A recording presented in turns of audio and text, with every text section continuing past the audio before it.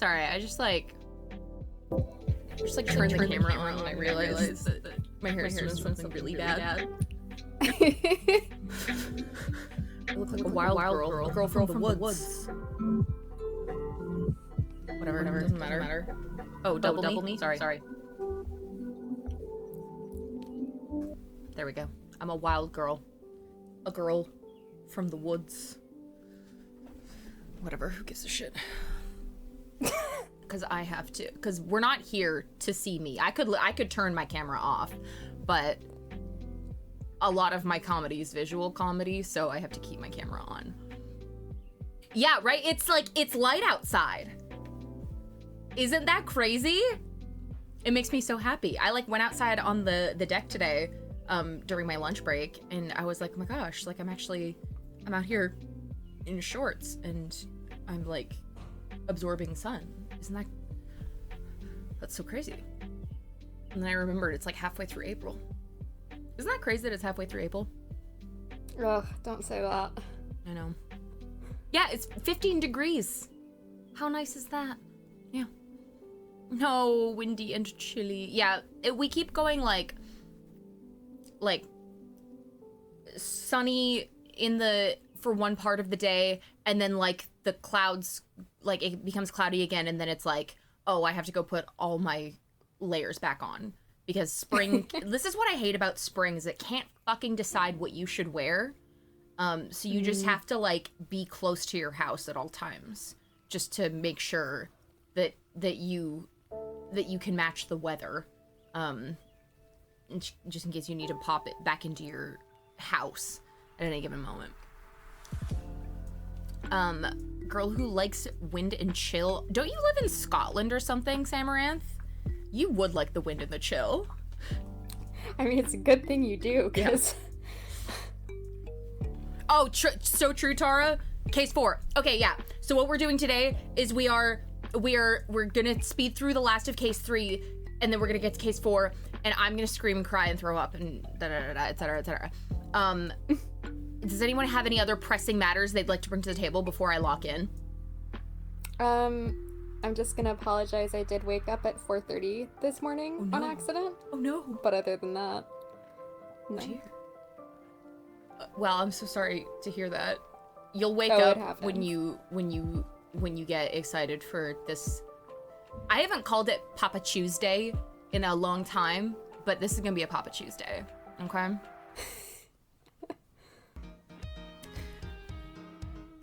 You would like the wind and the chill, you say to your one VIP chatter who comes to streams at the most insane times of night. Listen.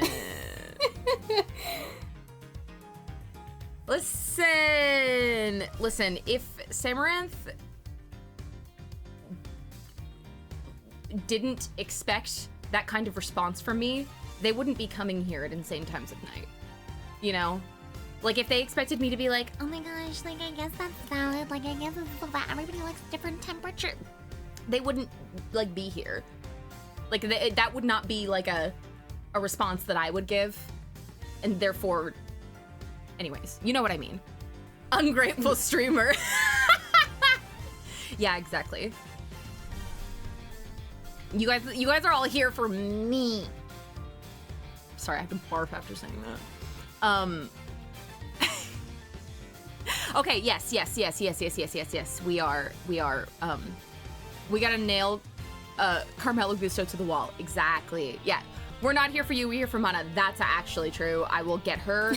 You know what? Okay, when we make it to case 4, I will get her. That's the incentive for all of us. Okay, here we go.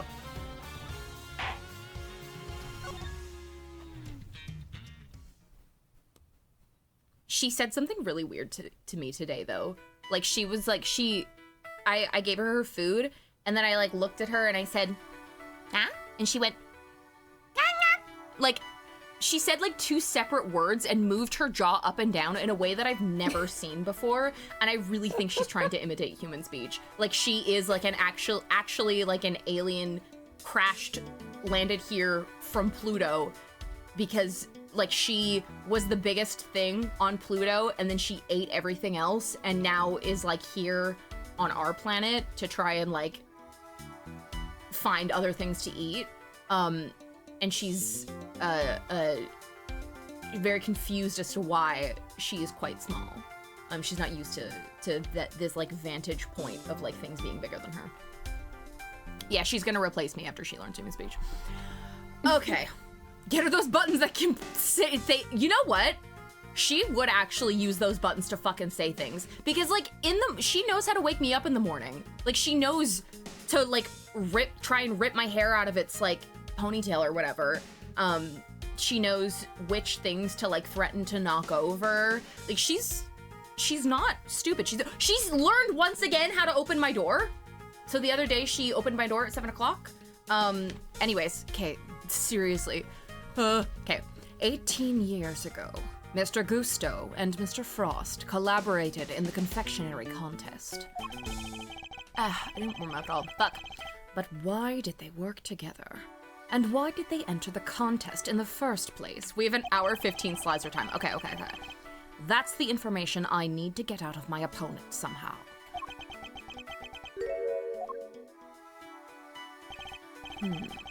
Mr. Gusto seems to have a habit of pretending to be asleep when things aren't going his way.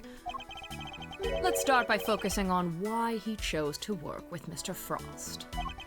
By my hand, now is the time to dig up the truth that was buried all those years ago. Gosh, we're picking up where Gregory left off. Okay. Mr. Gusto, what inspired you to collaborate with Mr. Frost? We were acquaintances before we were contestants. He was interested in entering the contest, so we decided to sign up together. And your decision to pair up with a sculptor had nothing to do with your lack of faith in your skills. You don't know me. We joined forces because we wanted to make the most perfect creations possible. That's all.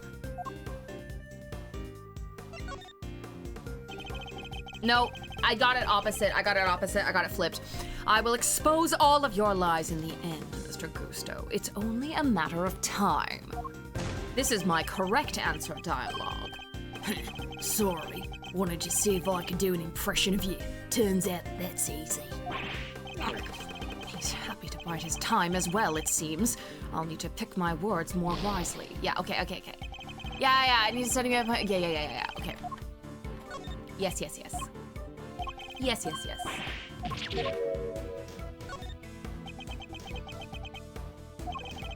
Frost's son and mine were in the same grade at school. So we got along pretty well too. Oh, so you were just two friends who happened to try for the title of world's greatest confectioner? When you fail in logic chess, it's like Miles getting ratioed on Twitter. That's actually true. Wake the fuck up! Wake up! Pretending to be asleep when the going gets tough won't work on me, I'm afraid. Mr. Frost was a sculptor, Mr. Gusto. I doubt he cared much about winning a title for confectioners. In which case, he probably had a different motive for taking part in the contest, wouldn't you say? Fine. It was me. I wanted that title. Frost was only in it for the prize, the ultimate cookbook. I see. And since your objectives dovetailed so neatly, you decided to work together. But then, something happened. A breakdown in your relationship, perhaps? If so, I want to know why. Mr. Prosecutor, I'm still quite unwell after my brush with death. Push me too hard, and I'll be on my way back to the medical room. No, wait! Then you'd better wrap this up quickly. I'm already dangerously low on patience. You have 3 chess pieces still. Mr. Gusto is trying desperately to make his escape, but he's not going anywhere yet. Okay, tie him up. Not as long as he's still keeping things from me. So let's figure out what he was really after next. There's no time to lose. I need to pick the right line of questioning, and fast. Do you want to appear on Bacon Butt? Oh my god. You too had your eyes on something other than the title, didn't you? After all, I'm not sure the title of World's Greatest Confectioner even counts for that much. Now you're insulting the way of the confectioner? My goal, my only goal, was to win that title. I didn't care about anything else. You have no idea how much it would have meant to me.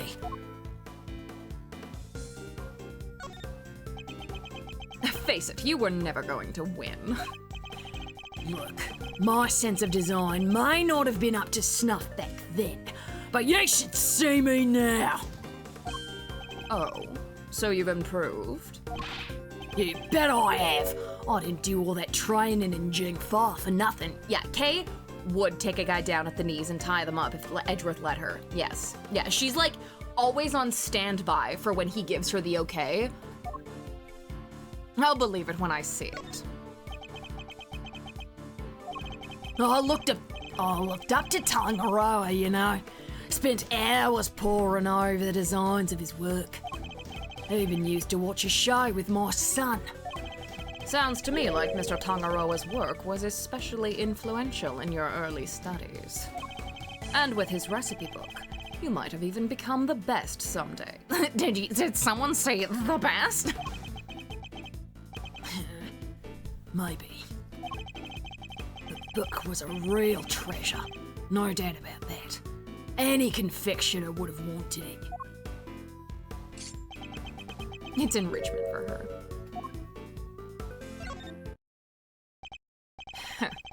You claimed that your only goal was to win the title. Yet you also seem to have had an interest in the contest's prize, the ultimate cookbook. Do you ever think about the fact that this guy set up a confectionery contest and only one actual confectioner showed up? Yes, I understand. Yeah, I think about that. And then in the finals, how bad were all the other guys? I mean, Delicia had Judy's, insider knowledge on how to appeal to Tangaroa's taste, but like, was it like a contest full of like actual children?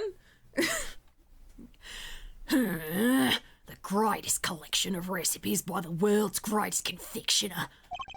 And I can't say I had absolutely no interest in it. And even if I did, what exactly is so wrong with that? Nothing, I suppose. Only that the book contained recipes for medicines, not desserts. And everyone who entered the contest supposedly knew that. I feel like I'm finally getting somewhere. I can't let him slip from my grasp now. I just need to stay calm and keep the pressure on.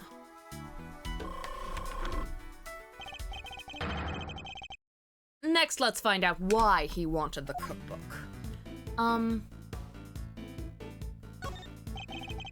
Did you know how valuable the cookbook really was? What kind of question is that? It was a collection of Tangaroa's recipes. There wasn't a confectioner in the world who wouldn't have wanted to get their hands on it. I don't have a clue as to how to proceed with this line of questioning. I'd better try another tack. Fine. So, your plan was to win the cookbook and use it to help with your own creations. What else? A book like that could have improved my craft tenfold. You could have made a lot of money if you'd sold it. Don't know much about what was actually in there. But it was worth more than money, I'll tell you that. But...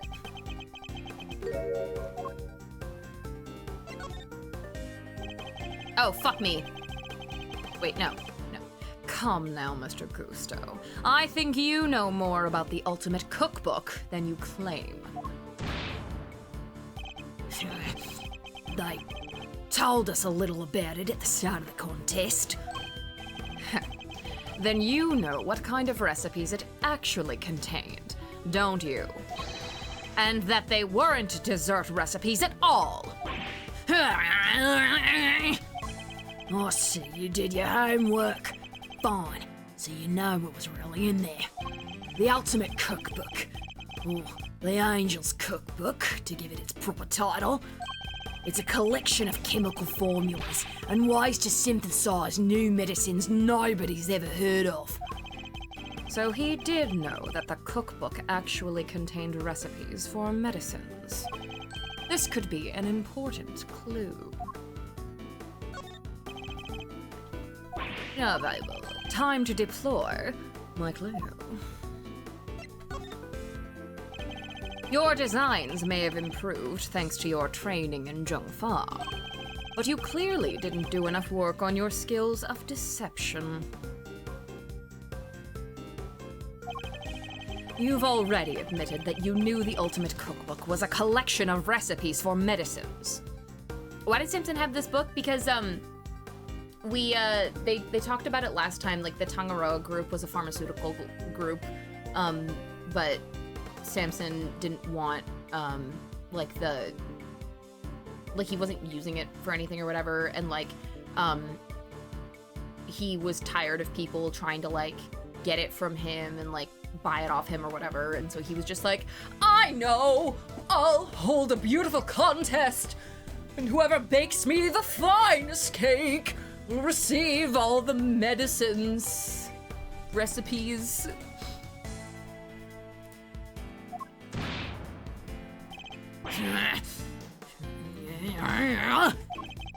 Thereby making your interest not gastronomical, but pharmaceutical in nature. Yeah, he's funny. You are trying to become a pharmacist!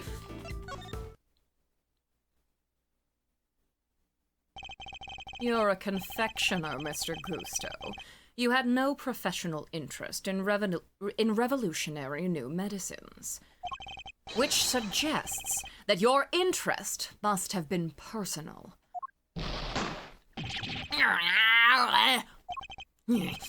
I underestimated you. Fine, you're right. Winning the title wasn't the only reason I entered the contest. He said, fuck Big Pharma, I'm giving this to a confectioner. And that's maybe not the most based take he could have had, but it is certainly an interesting one. I needed one of the recipes in that book. It was for my son. He was sick. He was? Tell me more. It's none of your business. I've told you as much as you need to know. He looks rattled, but I can't let him off the hook. Kate poses as Tangaroa on Twitter and posts, I'm proud to announce insulin is free now. So fucking true! Let's find out what this mystery illness was. I've almost gotten to the bottom of this. I can feel it. Just a few more moves. Tell me about your son. Tell me a little more about your son. He was my pride and joy, and my biggest fan. And you entered the contest in order to help him? You clearly don't have children of your own. Any father would have done the same. I would have done anything to help him. Anything.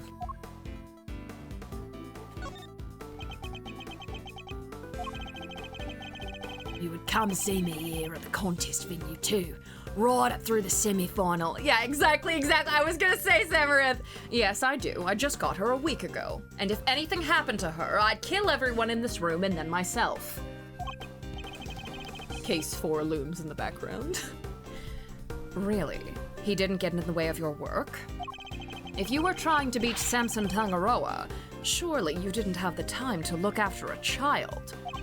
Yeah, well, I wanted to do what I could for him. He said he wanted to always be the first to try my creations.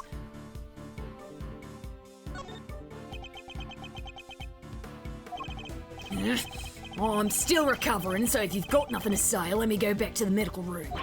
Wait! I may need to be a little more proactive. Okay, fine. Tell me more about your son.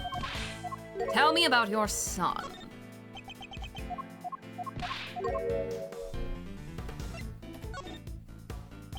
You said your son was sick, Mr. Gusto. And yet he was able to come and join you for the contest. It wasn't that kind of illness. Nothing life-threatening anyway. This feels like it could be an important clue. What's the name of your son's condition? Could you tell me the name of the disease your son suffered from?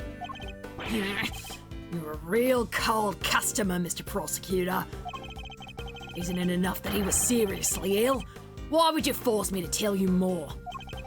Time to deploy my clue. You've already shared with me that your son's illness wasn't life-threatening. He's such a dick. So why are you so reluctant to share any further details? That's like the same kind of tone, like you've already shared with me that your son's condition wasn't life-threatening. That's like the same tone of voice that I imagine, like, Phoenix is, like, pulling out his old suit after, being disbarred. And then, he takes the bar exam, gets his old suit out. It's got, like, fucking grease stains and, like, pulled threads on it and shit. And Phoenix is like, yeah, I'm so happy to have this again. And Edgeworth just, like, pours a glass of wine and throws it on the suit. And he's like, oh, dear. Well, I'm so sorry that happened, right? How clumsy of me. Like, the same sort of, what's the word? Piece of shit tone? It may not have been life-threatening, but that doesn't mean it hadn't been life-altering. I see. That must have been very hard on both of you. Of course it was. That was why I did everything I could to find a cure. We were desperate. He couldn't taste anything, not even his favorite desserts.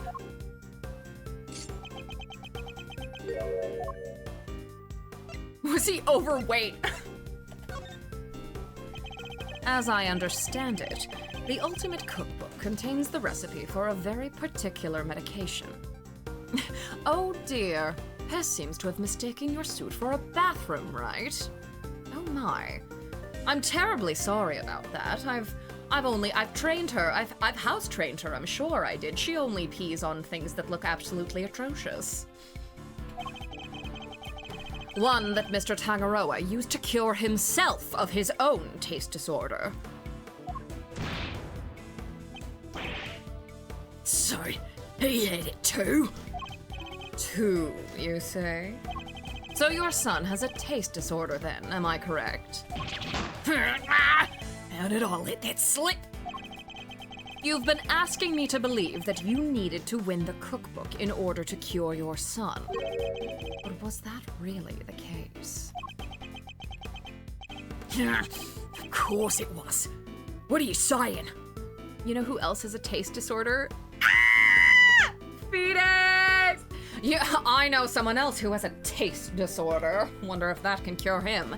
Mr. Edgeworth, who do you keep bringing up? My God, you keep talking about this one guy. I'm saying that I'm not so sure that's true based on everything you've told me. I don't have a clue as to how to proceed with this line of questioning. I'd better try another tack. Okay.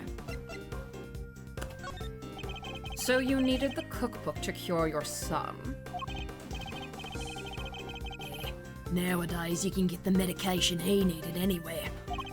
But back then, that book was our only hope. Which is why I didn't dare waste my time on fancy tea parties. I had to give my all to my work. And what about Mr. Tangaroa's work? Surely that tea break gave you the perfect opportunity to go steal a glance at it.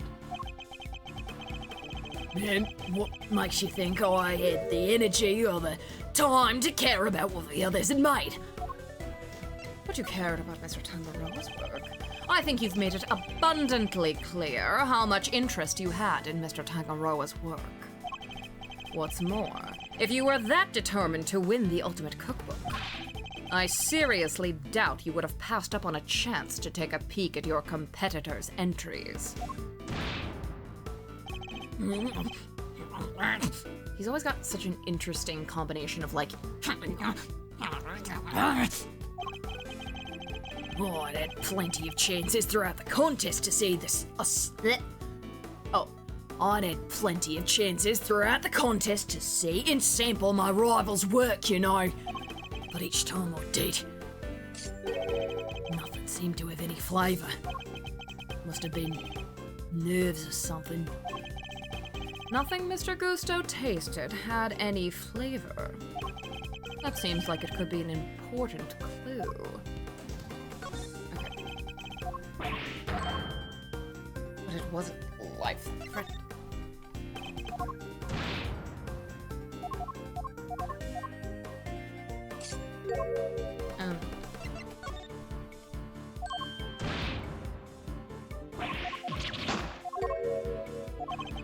Time to deploy my clue!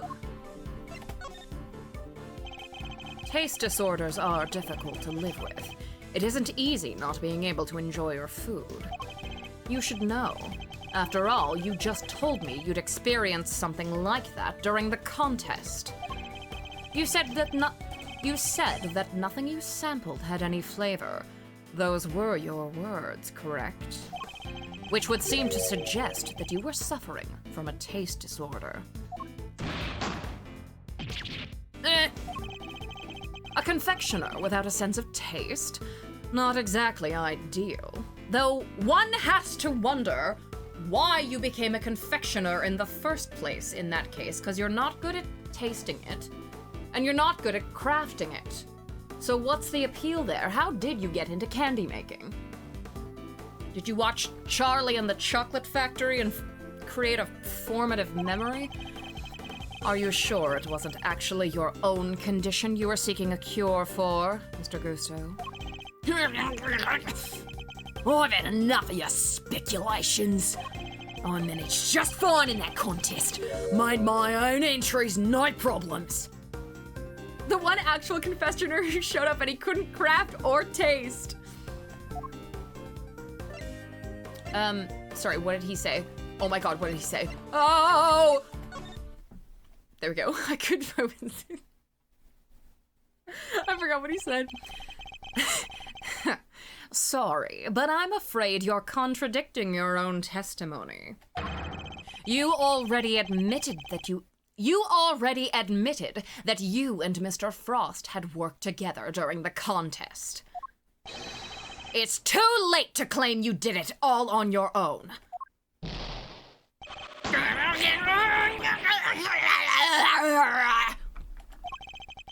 You would have us believe that you are a man of principle, a dedicated student of the confectioner's art. Yet you abandoned those principles and conspired with Mr. Frost to rig the contest. All so you could cure your own taste disorder.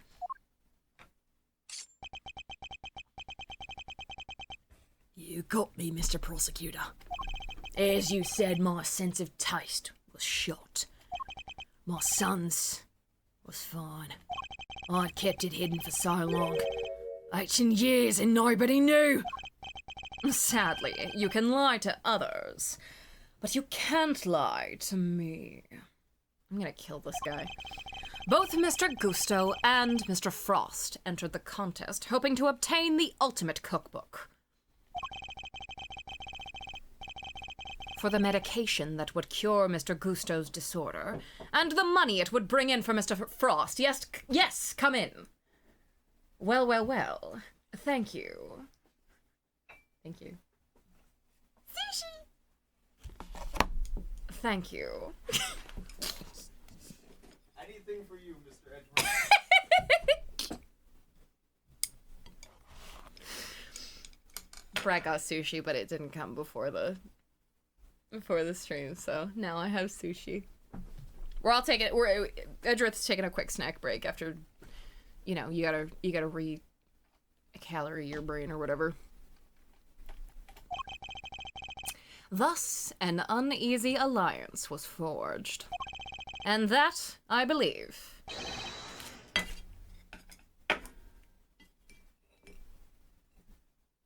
is checkmate. Fuck, I still have to say things. At least I can taste Mr. Gusto. Oops.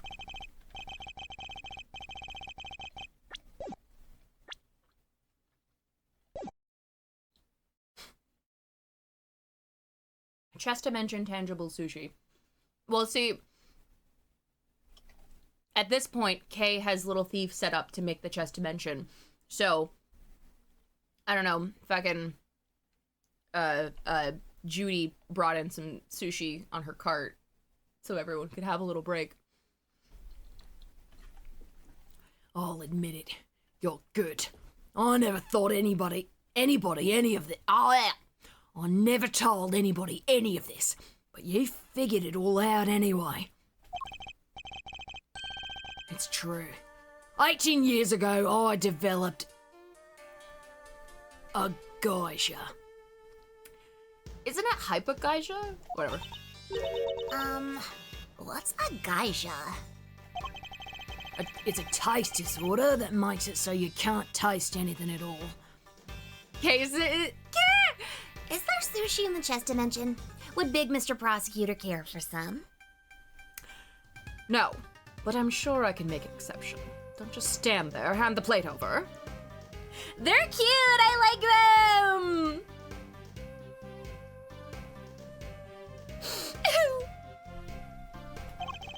A confectioner's worst nightmare. Mr. Fender, is what Mr. Tangaroa had... Is this what Mr. Tangaroa had as well? No. The big man had what they call dissociated taste disorder. Basically, some things he could taste just fine, while others had no flavor at all. Oh, I see. Hypo is reduced. A is none.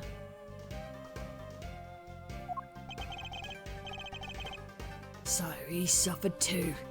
Can't have been easy. Not when there wasn't a way to cure it on the market. Which is why you needed Mr. Tangaroa's cookbook. Do you admit now that that was the real reason you entered the contest? It was only one of the reasons. I wasn't lying when I said I wanted the title. When I put my mind to something, it gets done, and I won't lose to anybody. I may not have been able to taste it then, but I still knew my stuff was good enough to win. Oh, so you went into the final thinking you stood a good chance of winning? Of course.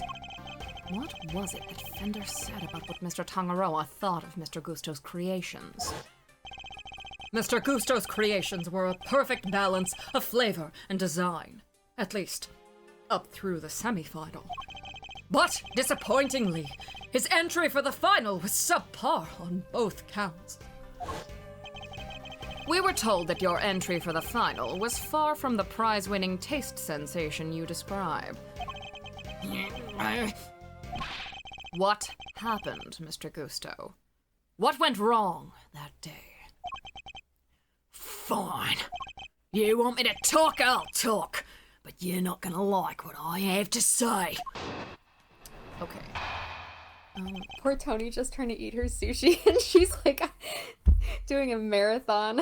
It's fine, it's fine. It's here. It's not like it's gonna get cold.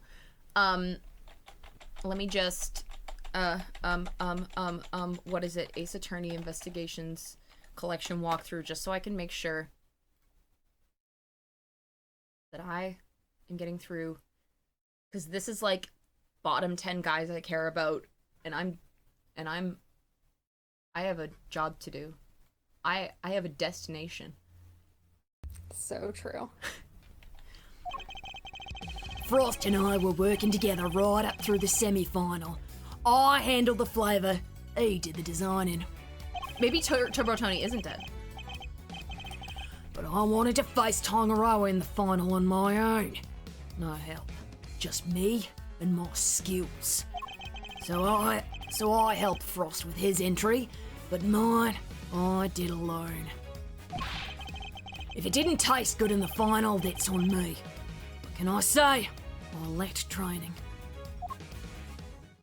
We need Turbo Tony to be so real so we can see Randall again someday. Who the fuck is Randall? And that's all there is to it. Happy now?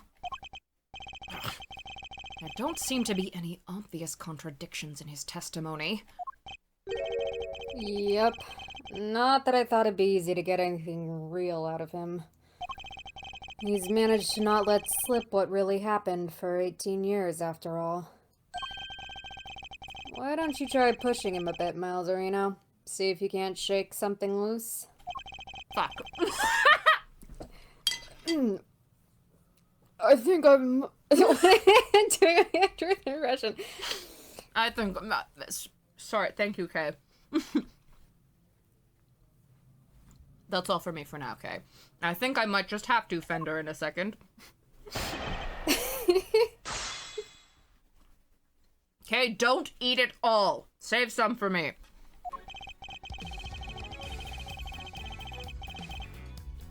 It's not fair that I'm busy and you're just watching me do things. I ordered that for both of us. Oh, fuck. An 18-year-old mystery. And the key to unraveling it is finally in my grasp. I just need to remember everything Fender told me about what he and my father discovered. Oh, it's, I see. Randall is a latent character. Hold it! And yet, I heard that your creations prior to the final were scored highly for their flavor. So what went wrong? Was there some kind of cooking accident on that day? No, nothing like that. It was... I told you I had a taste disorder. My sense of taste failed me. It's as simple as that. But Mr. Frost's entry was complimented on its flavor. Your sense of taste hadn't failed you then. Did something happen overnight? I don't think he's gonna spill any more beans, Mr. Edgeworth. Then perhaps I should ask him about something else. Ask him about the semi-final. Did something change between the semi-final and the final, Mr. Gusto? I understand how you feel. I'm at the point where I'm going to fly to Tony's house and make her play more Persona 5, or we can hang out or whatever. We can, Grace, we are the kind of people where hanging out, ideally, the ideal hangout is one of us making the other one play a video game. So real. Not really. The only difference between the semi-final and the final was that Frost wasn't helping me. Present the family photo. Oh.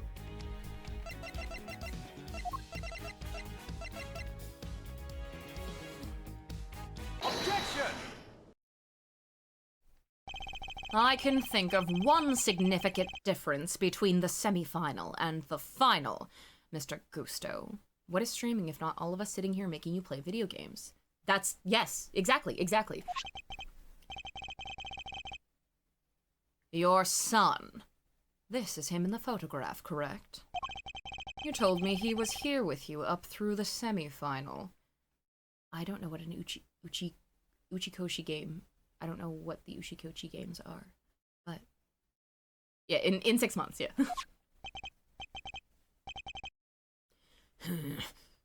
He was? What of it? What indeed? He was here with you until the semi-final, until he suddenly wasn't for the final. Oh, that's Zero Escape and like AI Somnium Files. Yes, I see.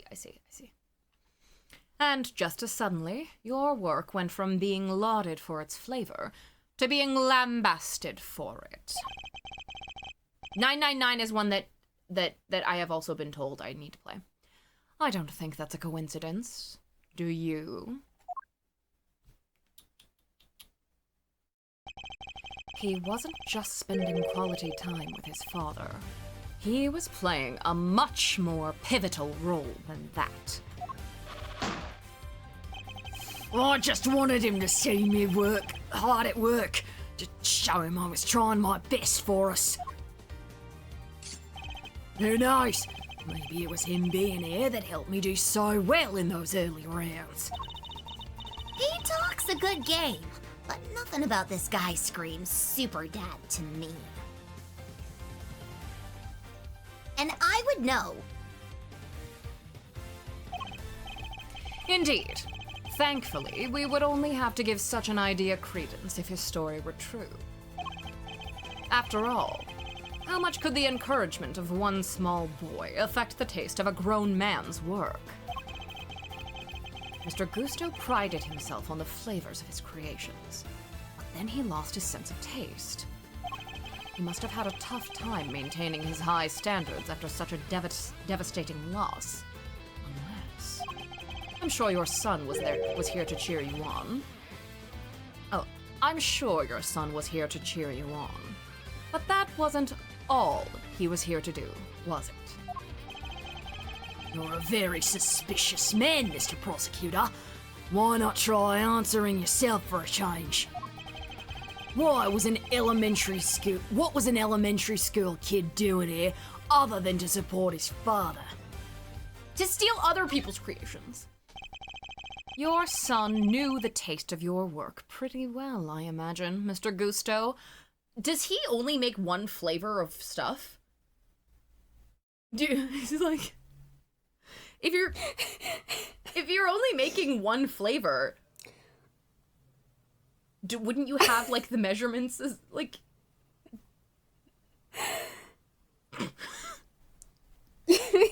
Like, is that you're like when women are like, when people are like, I have a signature scent. I guess men also have like their signature scent or whatever. I've just only ever heard like YouTubers describe their signature scent. When women, unlike me, when women. You channeled Edgeworth a little too hard there. You know, it's like his signature scent. I'm just like, I'm thinking about all the YouTubers that are like, buy Scentbird so you can find your signature scent just like I have. Yeah, this is going on my call out post. But like, does he have like a signature taste? Does anyone want to know my signature scent? I have a signature scent. It's rose jam. I do. Rose jam from Lush. Ooh. Something people think women's perfume smells nice, but I just think it smells. I forgot he fucking says that. But anyways, if you are in a Lush, you get their rose jam scent, because I have that in the perfume, and I had Rio Taro Possession. Yeah, I was really trying to present Mask for a second there. But yeah, Lush Rose Jam. I have it in a body wash and in the perfume. It smells really good. And people are always like, oh my gosh, you smell so good. And I'm like, thanks, that's my signature scent. Clinique Happy Heart. Okay, I'll have to keep a I'm really keep a nose basic, out. so mine's Glossier You. I have actually not smelled that. I'll have to like go to Sephora or something and take a huff. Or I could just like Smells good. I could just like smell you. That's true. Here, I'll just hold my wrist up to the microphone. Thanks, man.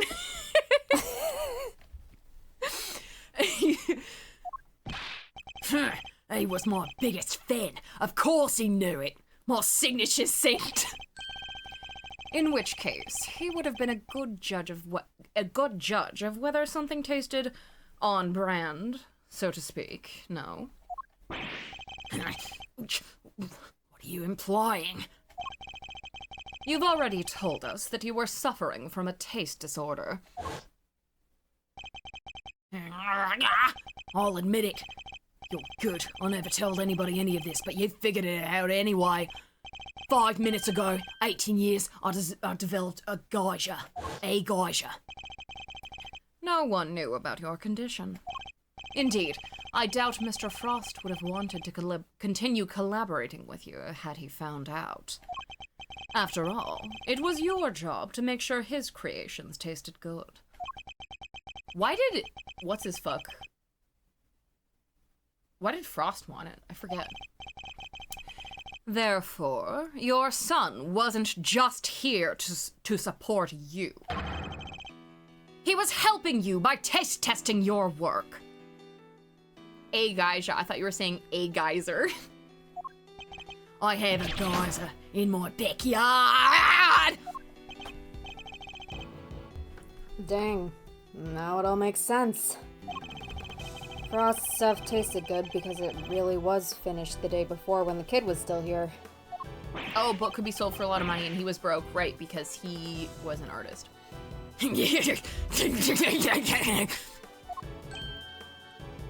The fuck? Yeah, I don't actually know Really how I good. did that. No, I, that like, was awesome. I'm like... You have a vivid imagination, Mr. Prosecutor. But do you seriously think I'd trust a kid to tell me how to adjust the taste of my masterpieces? I have some pride, you know, even back then. Did you now? My designs may not have been much to write home about back then, but I always knew my work tasted better than anybody else's. You think I'd risk everything by putting my reputation in the hands of a child? This is just mere speculation. That's all it is.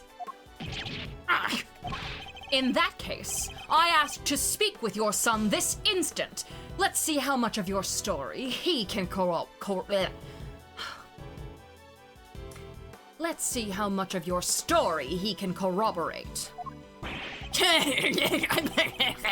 Sadly for you, my son is no longer my concern.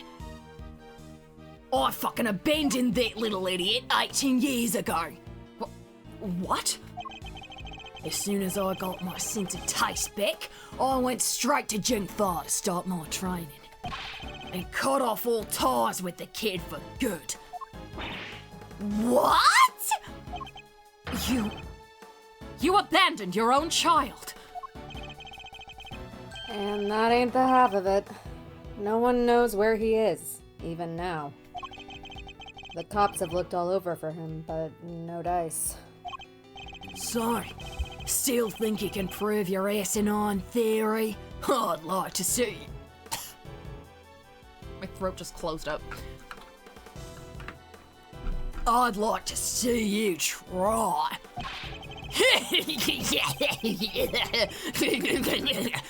You think I care about anything besides confectionery? Think again! I got my sense of taste back. What need do I have for a son? Silence in the courtroom.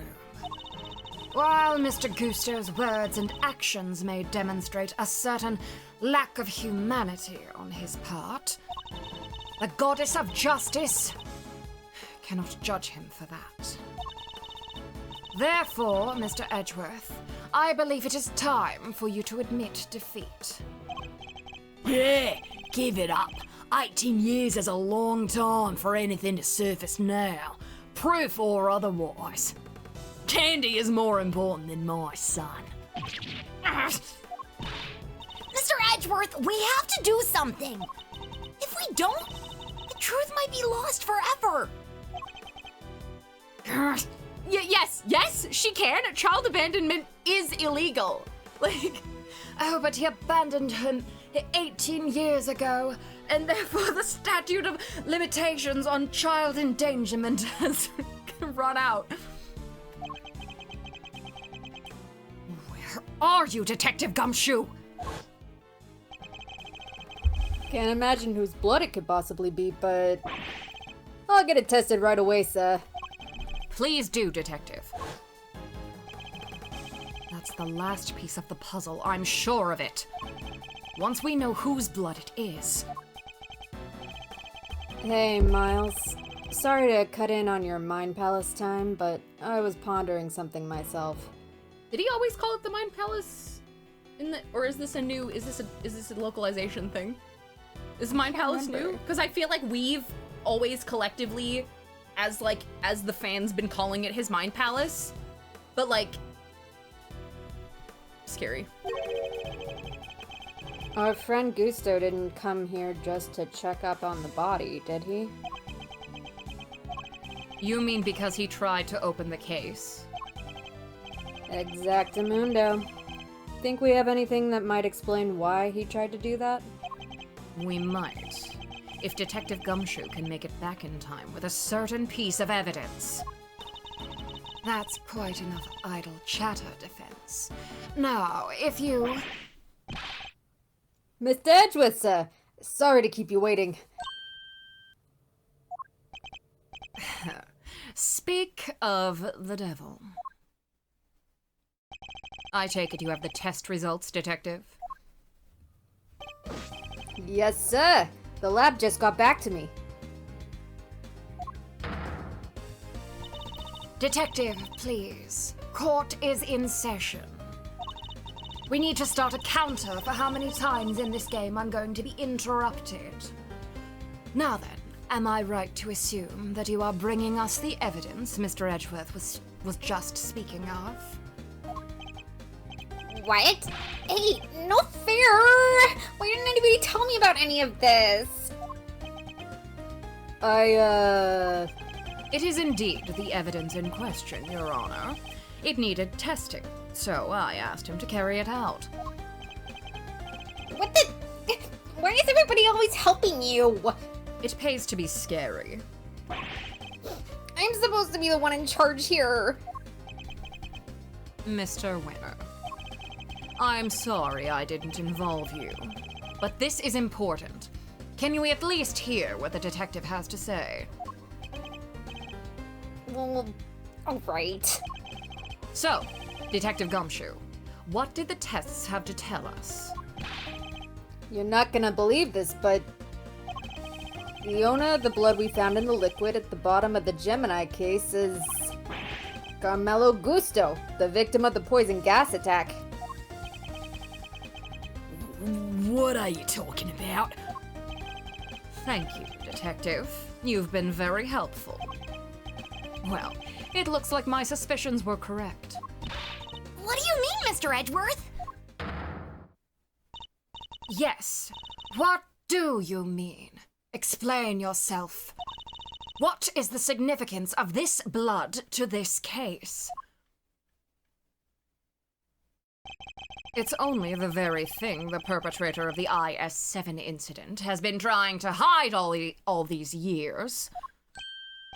You? Oh, The fact that your blood was found inside the Gemini case, Mr. Gusto, is as good as us finding your blood lying right next to Mr. Frost's body.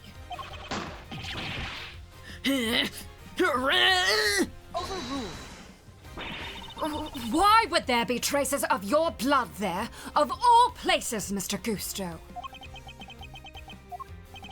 If you won't answer her honor, Mr. Gusto, then I will. There wasn't just blood in the liquid from the Gemini case. There were traces of salt and sugar, too. There were... And if you remember, one particular part of Mr. Frost's work was allegedly very salty indeed. Oh, yeah. You're talking about what Delicia told us back then, right? What was it again? Did they ever? I've never tried ices so scrumptious in all my life.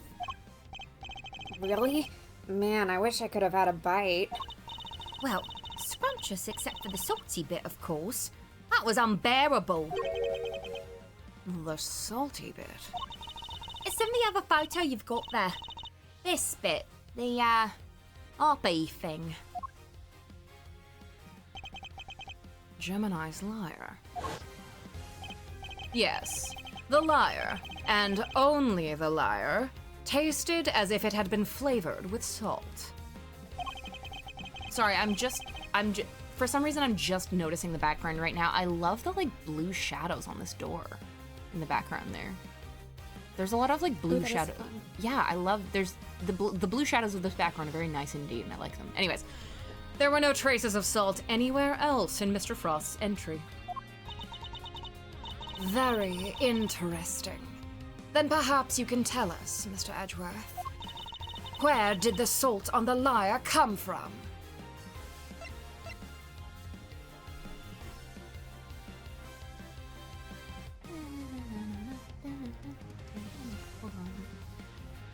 There we go.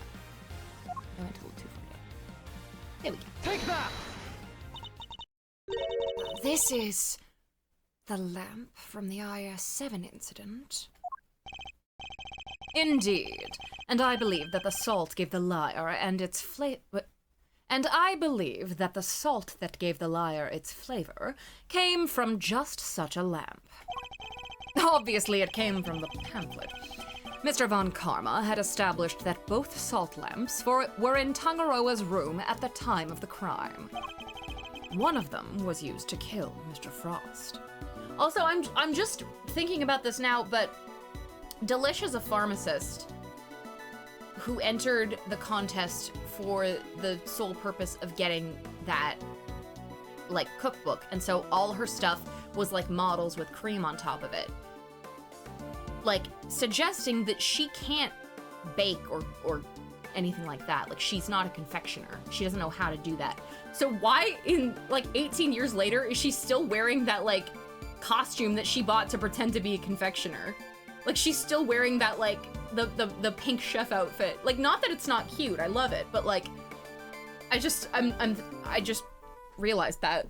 Like, why is she still wearing it? Why would she not be in, like... Maybe she likes dress up. Okay. You know what? True. Far be it for me to tell women what to do. She's committed to the bit, she is. Saves money, dearie. Okay. Lots of very good points. And it was stained with his blood. But no corresponding pool of blood was found in Mr. Tangaroa's room. Right, because the culprit had chucked the piece of chocolate with that on it into the little stream. Furthermore, aside from the lyre, no traces of salt were found anywhere else in Mr. Frost's room either. Hey, come to think of it, the lamps we found in Delicia's room were both broken. The lamps appear to be broken. Bulbs are smashed. Both of them. Maybe they fell and broke on the floor? We never did figure out how the one that wasn't used to kill Frost got busted, but... Are we thinking maybe it had Gusto's blood on it at some point? Anyone whose blood was found on one of the lamps would have been a person of interest to the police. So the killer needed to hide the blood somehow, and in a way that wouldn't arouse suspicion. And you are serious... And you are seriously suggesting that the lyre was used to do just that? I am. I suspect that the bloody salt was somehow applied to the lyre so that it could be hidden inside the case. Because unlike the fountain water, the sculptures would have needed more time and care to test properly. And so he waited and waited for his chance to dispose of the lyre undetected. Then the reason he's here today is... 18 years ago, Mr. Frost's body and the evidence pointing to his killer were taken away together. This, of course, was not part of the perpetrator's plan, and thus a new dilemma arose. The possibility that the body, the incriminating evidence, or both would resurface one day. So back he comes 18 years later, sneaking in bright and early to try and cover his tracks. Well, Mr. Gusto, are you finally ready to admit it? That you are the one responsible for the IS-7 incident! Mr. Gusto, it's all because of you that Samson...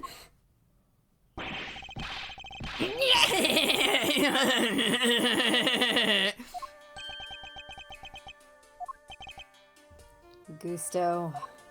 So I finally got caught, huh? All these years later. Nobody came close back then. Not even the big shot prosecutor or the attorney. That's some impressive work, Mr. Prosecutor. I have to hand it to you. Yeah, bro, that's Papyrus. You admit it then, yet that you murdered Artie Frost. Yeah, evil Papyrus be like,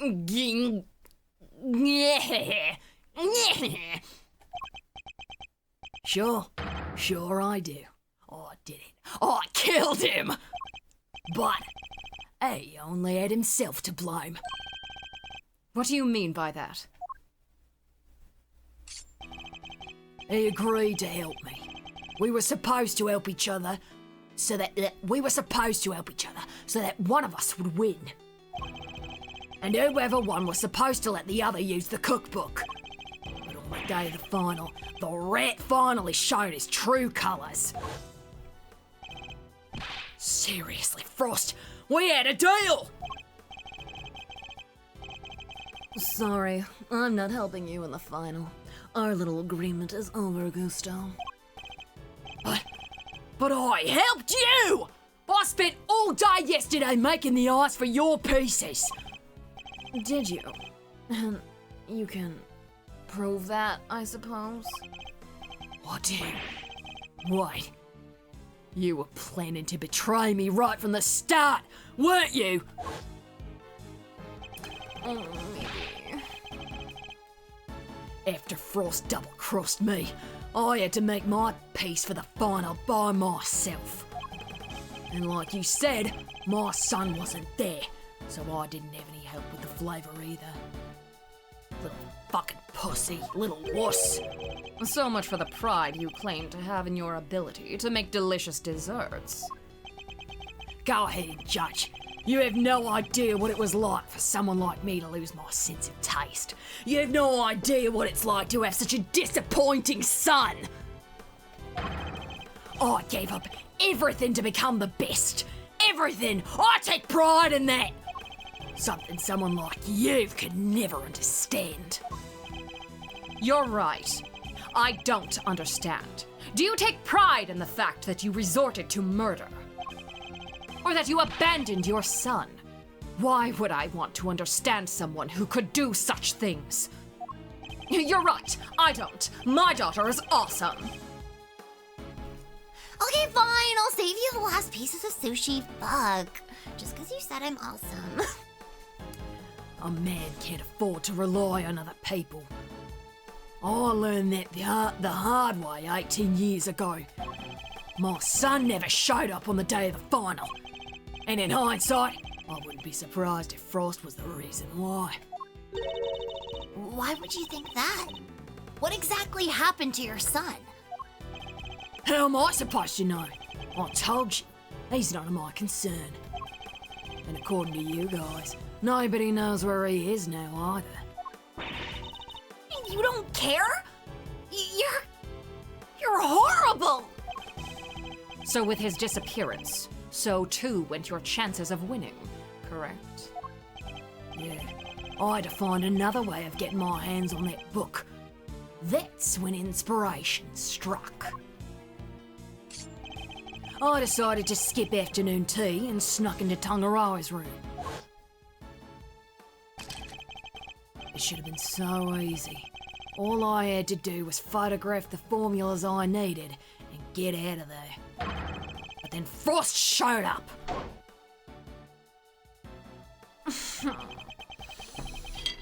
Fucking Frost be like, wait, how is it? How do you do it again? He's like, look at him though, like. It's too late. I've portrayed myself as the Chad and you as the the whatever, the screaming Wojak. yeah. Yeah, he's mewing. Mewing. I'm not even doing it right. Wait, how do you fucking do it? I don't even. I don't know, I'm just I don't know really how to do enjoying it. you doing this gesture. My friend Esteban's really, really good at that. He looks crazy. I thought I might find you here. Stealing recipes from the famous cookbook. Live Tony Fool reaction. What? Frost! What's this? A cure for taste disorders. Oh no, that's just too tragic. A confectioner who can't taste anything? What will people say? If you tell anybody, oh! Hi, Alex! Okay, yeah, you can lurk. We're about to get to case 4. You what? You can't even hit me, you miserable worm. Yeah, I didn't have a voice for him. Yeah, giving him a voice after all these years. Yes! Oh my gosh! That's actually... Wait, I forgot that this was Puny Worm. This was the worm. Okay, sorry.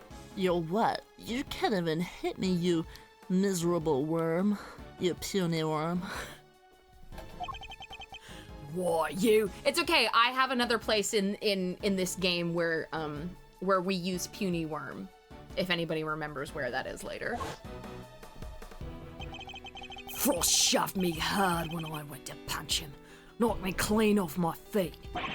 I crashed into one of the lamps. Must have been when my blood got on it. So, Mr. Frost wasn't the first to get hurt. When it was all over, I realised I had to get rid of that blood somehow, so I scraped off all the bloody bits. I dissolved those salt shavings in some flavoured ice mixture and brushed it all over the harp. He could have gotten away with this if he just ate it. If he'd just eaten the salt with his blood on it, he would have been fine. And that's how you made the evidence linking you to the murder vanish. Frost was gonna blackmail me. Eat the blood, asshole. He would have made me give him money to keep quiet about my condition. So you decided you had to kill him. Yeah, I guess I did. Delicious certainly did, yeah. Why would I let him live? Would you want someone holding something like that over your head? Besides, he's the one who drew first blood. Makes for a solid case of self-defense, don't you think? So that was the impetus behind it all. Anyway, I initially took the lamp to Frost's room. Went straight there once I'd figured out how I was gonna hide the bloody part. Inspired by all the ice sculpting tools lying about the place, I guess. You're not as dumb as you pretend to be. Yeah, figured I could use them to chip it off and grind it up. Also, rip him saying he got his just desserts or something. So sad. Listen, 2 cakes. Delicia thought the blood was gross. First Ace Attorney character confirmed not a vampire. That is such an interesting metric to rank Ace Attorney characters on. Like, confirmed not vampire versus the jury's still out. And Delicia's the only one.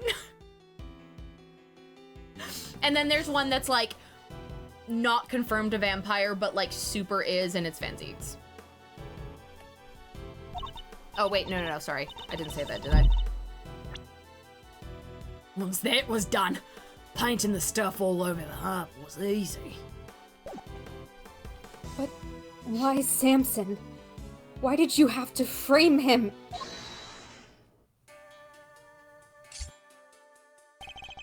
Oh, I never meant for the cops to pin it on him. Samson Tangaroa too, since he ate the blood and was like, tasty. That, yes, confirmed. So he's in the confirmed vampire section. That was your fault. You and the rest of them. Why do you think I went to the trouble of placing the lamps and the cloths back in Scone's room? There's only one reason to plant the murder weapon in the room of another contestant. and that's to cast suspicion on that person. What? You tried to frame me, Gusty Pants? Yeah. Why? Why poor me? I respected Tongaroa. He was the best. A true champion. I would never have wanted him to take the fall. But you're a fraud. Your work wasn't even real. You had no respect for our craft at all. You deserve to be punished for what you did. Oh, Gusty. How could you? And had you refrained from eating Tongaroa's work, Frost's body wouldn't have been found. My plan was to wait until Tongaroa was judging your room. That's when I'd sneak the corpse into Frost's room and freeze it. Thanks to you, bound to have found it before I had a chance to retrieve it. I don't understand. Why did you need to freeze his body at all? Ha! Why indeed? Mr. Edgeworth, surely you must know. Why did Mr. Gusto need to freeze Mr. Frost's body? Mr. Gusto needed to freeze Mr. Frost's body in order to obscure the time of death. If they determined that the murder occurred during afternoon tea, he would have been an obvious suspect. Bingo! Freezing Frost's body wasn't simple. Preparing everything took time. Oh, so true. Maz knows this because he read about this in a history book. So I decided to put his body in the chest in Tongaroa's room while I got everything ready in Frost's. At the time, it seemed like the perfect hiding place. Never counted on some gluttonous pharmacist showing up and making the old ship collapse. I still don't get it, though. Why disguise the body as an ice sculpture at all? The sooner it was found, the smaller the effect of freezing it. The smaller the effect of the sooner it was found, the smaller the effect of freezing it would have had on masking the time of death. Therefore, he needed to disguise it, oh my god. He needed to disguise it, at least until it had fully frozen. How awful. Gregory read it to him, and then they froze the body to throw off the time of death, Miles. Wow! Using Mr. Frost's own work to help you cover up the truth behind his murder. Ironically, Tongaroa would have been just fine if the body hadn't been found before I got it out of his room. If only things had gone to plan, he wouldn't have even been arrested, let alone convicted. You mean it was my fault? Everything that happened to Samson? It was all because I found the body? Don't let him get inside your head, Jutes. None of this is your fault. If it wasn't Samson, it would have been Delicia instead. She would have been the one they arrested. Either way, there's only one person to blame here, and that's Gusto. Damn it. I thought they were going to talk to each other for a bit.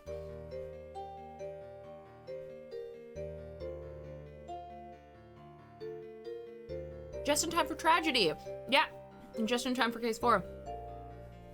It didn't help that the initial detective was so bad at his job either.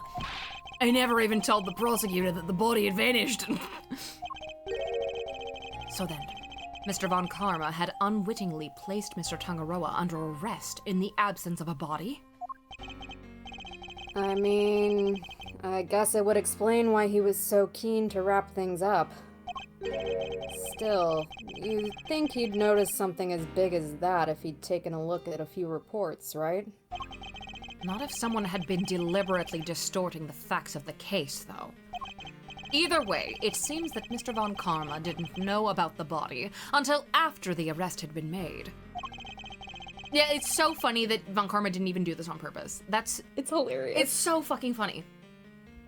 But admitting that would have spoiled his perfect record. So he kept it to himself and proceeded to prosecute Mr. Tangaroa regardless. Can this really be true? You don't feel bad at all? Somebody spent 18 years in prison because of you. Sticks and stones, girlie. Sticks and stones. What a jerk. I'd arrest you right now, pal. I'm afraid I can't allow you to do that, Detective. So you noticed, huh? Glad somebody did. The judge is right. You can't lay a finger on me. What? Why? You just confessed to murder! No idea, huh? Then I guess I'd better lay it out for you. I killed Frost 18 years ago. The statute of limitations for murder in this country is 15 years. You do the math. You can't arrest me. You'd think I'd have confessed otherwise. That's right. The statute of limitations is only 15 years. Is this really the end of the line, Mr. Edgeworth? Once the statute has expired, he can't be charged, so... But... How unfortunate, Mr. Edgeworth. I'm afraid that both Mr. Gusto's confession and your deductions will have to be struck from the record. And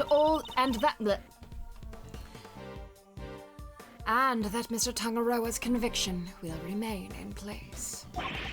But we've finally proven that the police never had Mr. Frost's body in their possession.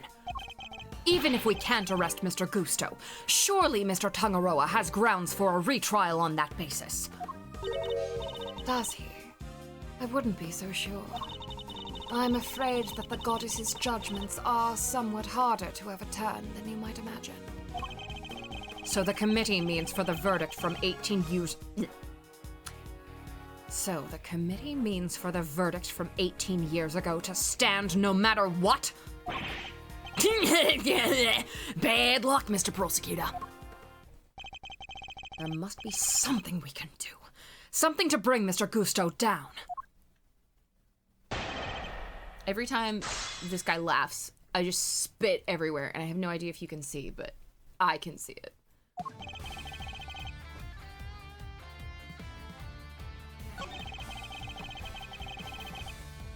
Hold it!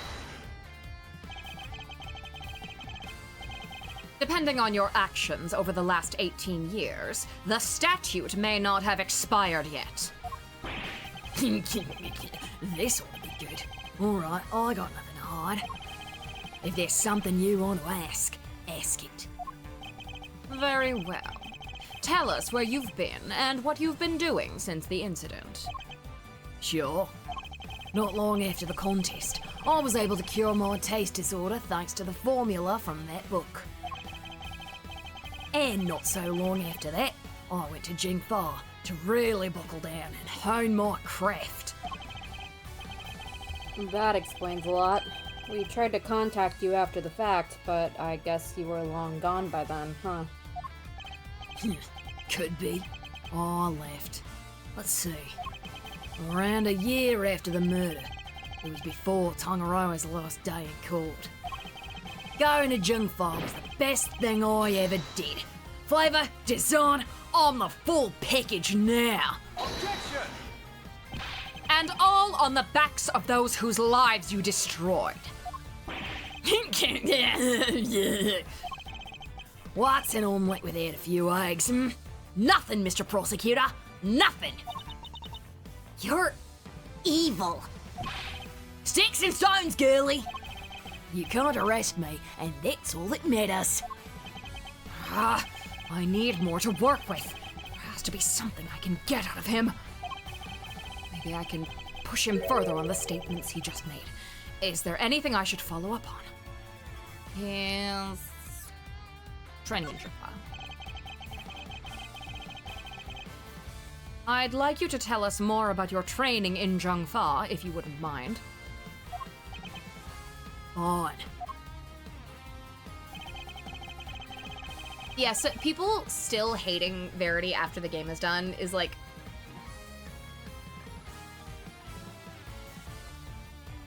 Do you just hate women? Like, I didn't even hate her, like, all the way through. I was like, damn, she's corrupt as fuck. I was literally about to say I don't even hate her. I didn't even finish the game and I don't hate her. Like I think that she slays. Like, oh my gosh. You're gonna make me prove you wrong in a court of law? Oh my god.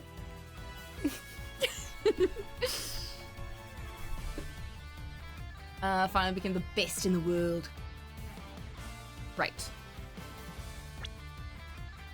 I remember actually genuinely figuring this one out when I was not speedrunning it, and I felt so fucking smart.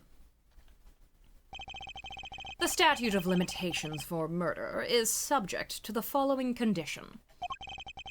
The statute is suspended. Sorry, I'm imagining him like, to the following condition. The statute is suspended should the suspect flee to a foreign country. And Kay's like, why are you holding that so far away from your face? Someone needs to go to the optometrist.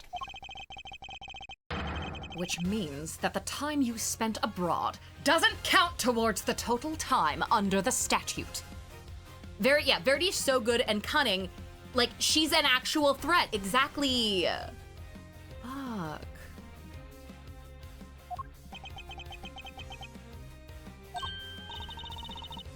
No way.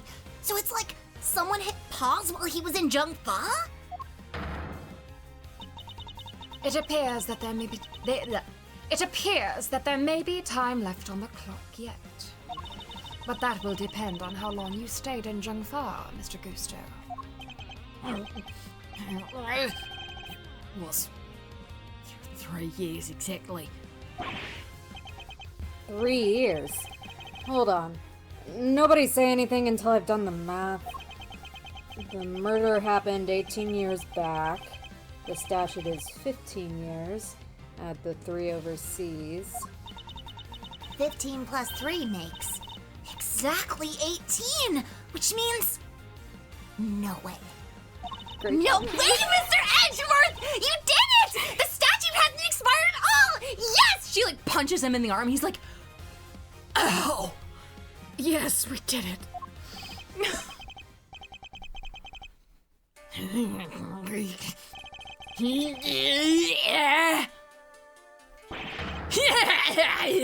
Bingo! 18 years exactly. Glad you worked it out for yourselves. He's just been stringing us along this whole time. Why is he laughing? We're good, aren't we? We can arrest him now.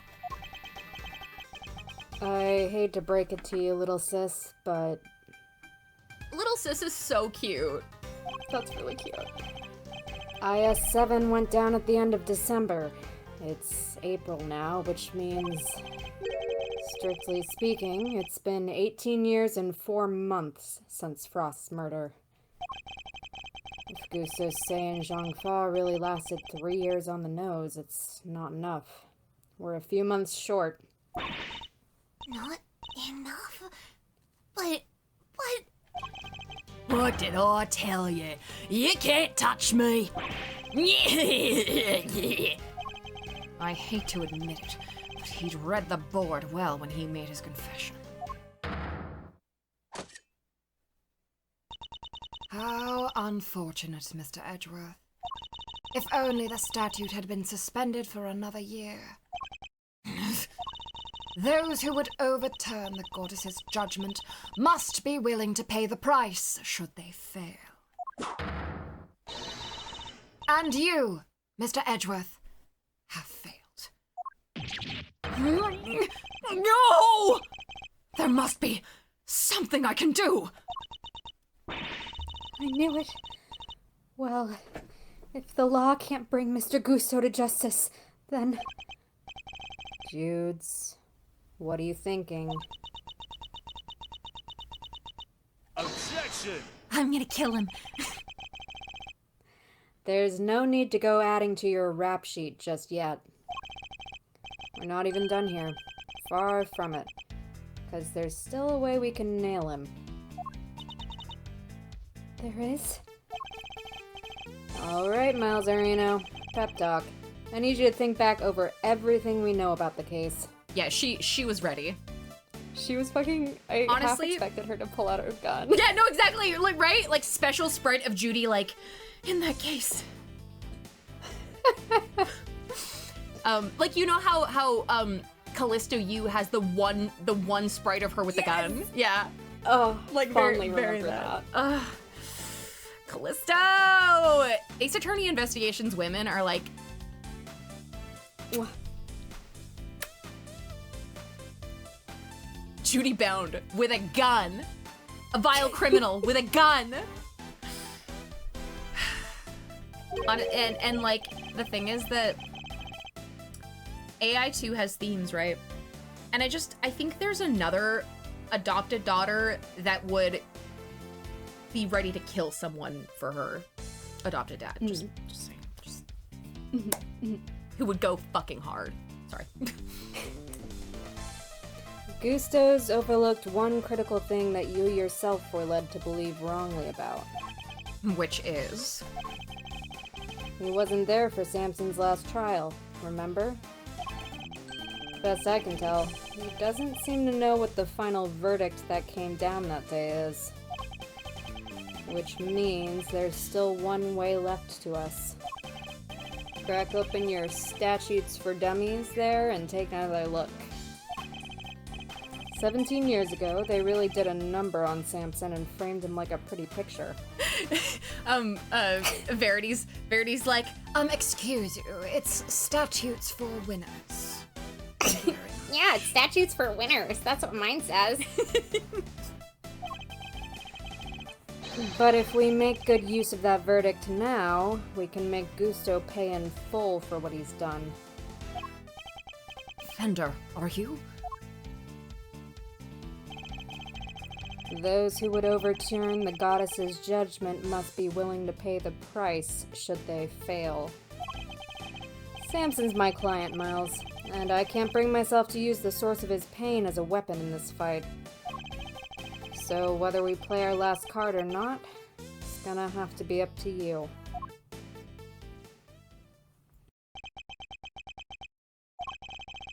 Bringing Mr. Gusto to justice can only happen if I use the outcome of that hard-fought trial. So, should I raise an objection and play that card, or not? Raise an objection!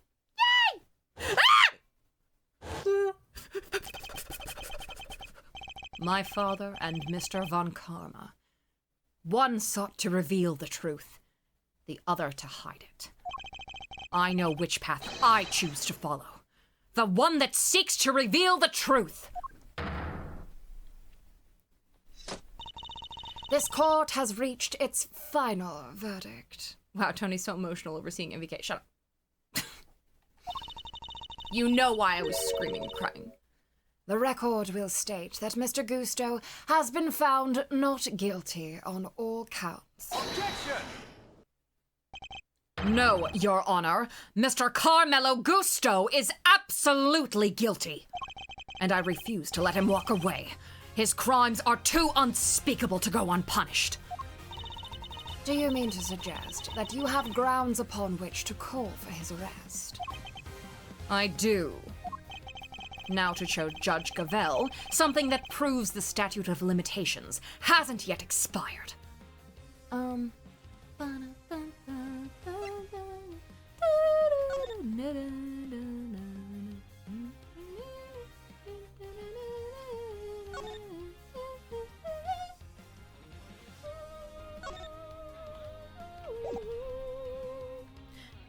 Take that!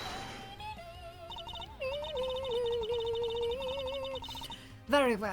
Is there a particular page of the IS-7 case file you would like us to refer to? Suspect. Item. I'd like to direct your attention to the page concerning the suspect. As you can see, Samson Tangaroa was convicted as an accomplice. And it took around 1 year from his indictment for that verdict to be reached. Yes, that does seem to be the case. The book you gave us details certain conditions pertaining to the statute of limitations for murder. One of them, as I mentioned, is that the statute is suspended if the suspect flees the country. And another states that the statute is suspended from the time of any accomplice's indictment to the end of their trial. What? Tangaroa was convicted. He is an accomplice. Yep. Guess you were in Zhangfa when the verdict came down. Samson was convicted as an accomplice, not as the main perpetrator. Which is clearly news to you. And not good news either, am I right? But how can that be? Tangaroa was an accomplice to anyone. He was innocent, and you know it! Oh, we know it. It's what we've been trying to prove all along. And in a pleasing twist of fate, his wrongful conviction will be the very thing that sets him free. If you spent 3 years in Zhangfa, and your accomplice, Samson Tangaroa, was on trial for 1 year, it means you can still be charged with Mr. Frost's murder up to 19 years after the fact. In other words, the statute of limitations hasn't expired at all. The goddess's judgment is infallible. But that of her servants, it appears, is not. It seems the prosecutor in charge of this case may have erred. Unbelievably, we may have no choice but to instigate a full inquiry.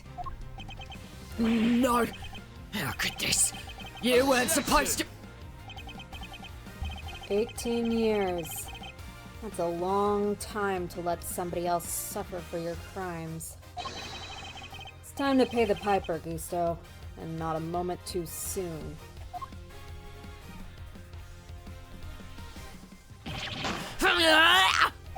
But I'm finally the greatest. My brilliance has been recognized. I gave up everything for this. Everything, even my son. More's the pity. But you can't run from the law forever, because the bills come due at last.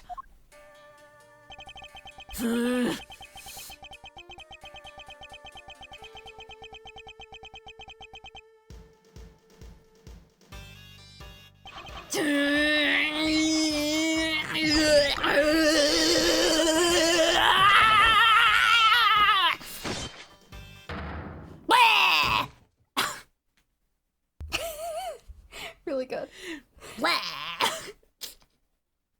Yeah, it's a cool breakdown. Mr. Gusto's all set for his trip downtown, sir. Oh, good. Which means it's your turn next, right? Grace, shut the fuck up.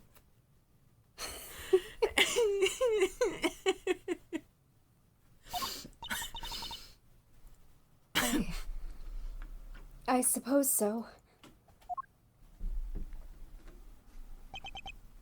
Judes. I'm so sorry, everybody. I've caused you all so much trouble. But thank you. Thank you so much for bringing Mr. Gusto to justice at last. Fuck! Fuck, I keep doing that! Oh, finally, I get to have something to eat. Fuck. Mr. Hedgeworth, if you don't eat them quickly, the fish is gonna go bad. Hey, I know. It's just a really long dramatic pause. It's actually a choice. I am fully imagining him, like, trying to get a bite to eat, like, during this whole time. Because he's just been yelling, and he's really hungry, and Kay ordered them sushi, and he's still just, like, picking away at it whenever he gets a chance. I'm afraid there's no escaping the consequences of your actions, Miss Bound. But those actions were born of the legal mistakes that were made all those years ago. We all know that. Yeah, well, this is an emotional moment. They'll be talking for a while. Fuck. So, allow me to apologize in return, on behalf of the prosecution. Oh, no.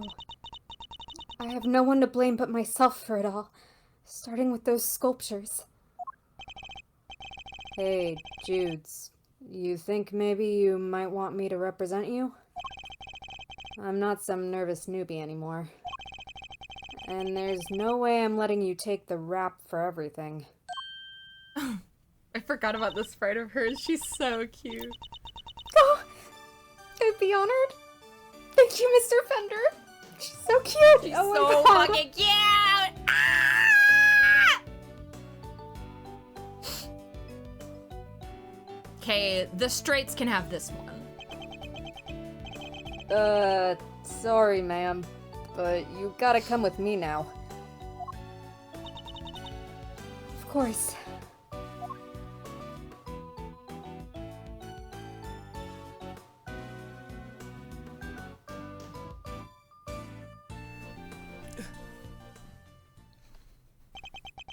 Judge Cavell, why did you lie to us? Yeah, the rare instance of doomed het. Lie? What are you talking about? You implied that there was no case for a retrial, but as we've proven, that wasn't true. Surely anyone truly committed to seeing justice done would have called one as soon as the body was found. I am under no obligation to answer such questions. And you clearly have no intention of doing so either. Truly, you are proving to be quite a threat to the Committee for Prosecutorial Excellence. As such, you give me little choice but to report back on your continued transgressions. No doubt you will be called to appear before the committee in due course.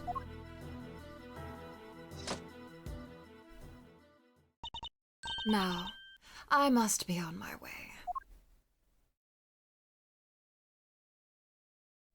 What the heck? And after you caught the real killer and everything!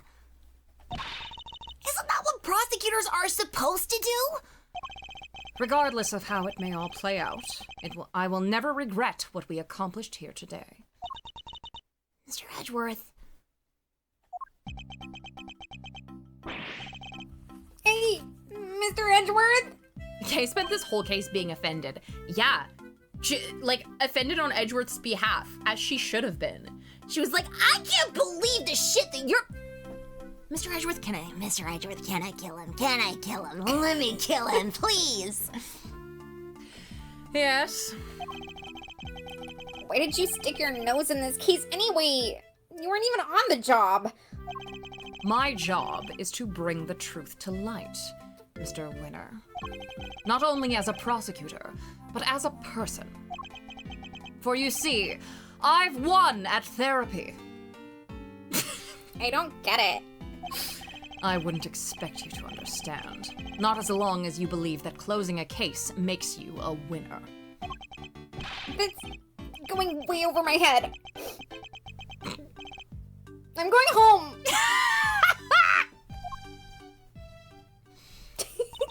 So funny. What was that all about? Eustace still has a lot to learn, is all.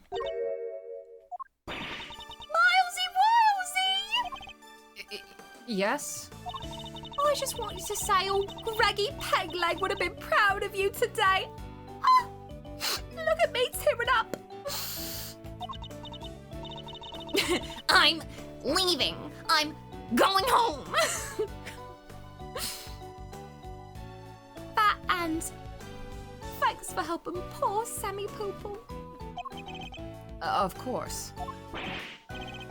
Hey, Edgy, I'm still here, remember?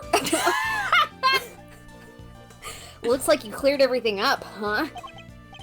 So, what happened exactly? I was kind of busy sketching. Wait, where did Judy and Verity go?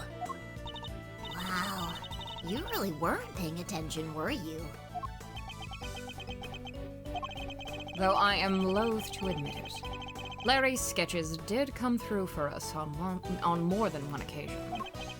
Not that I'm about to tell him that. Quit with the glaring, will ya? Whatever I did, I'm sorry! Calm down, Larry. I wasn't glaring at you. Mostly. You totally were. You're just like your pop. He was a terrible liar, too. He was. Write that down, write that down, write that down. Where's my fucking notepad?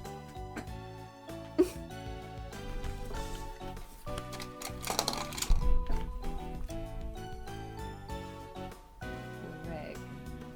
Fuck, my pen's not working. Terrible. She'll eat it later after the stream. Huh? The paper with the note that you wrote. Oh, yeah. She'll eat it later. Oh my gosh. Hello? Please. Whatever, I got it. Mostly. I've like etched it in there with pressure.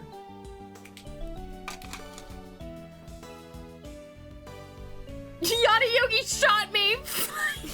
Shut the fuck up. Listen, I'm gonna head out. Need to fill Samson in on what went down today. You wanna come with? Yes, of course. Great! Then I'm coming too. I post second 4:56 p.m. detention center. Visitors room. So, what's Mr. Tangaroa like? Can't wait to finally meet him. Oh, he's a real sweetheart. You'll love him. Oh, hi, Esteban. No, it's okay. We're about to start my favorite case. Even while locked up, he can't help but make all sorts of cookies and cakes for everyone. That's why 3 p.m. cake extravaganza is a thing for prisoners and guards alike. Really? That sounds awesome. You think there'll be any left for us to try? Didn't we find a few slices of chocolate cake in the prison the other day? Oh my god, I forgot about that. I fucking forgot. Could they have been some of Mr. Tangaroa's baked goods?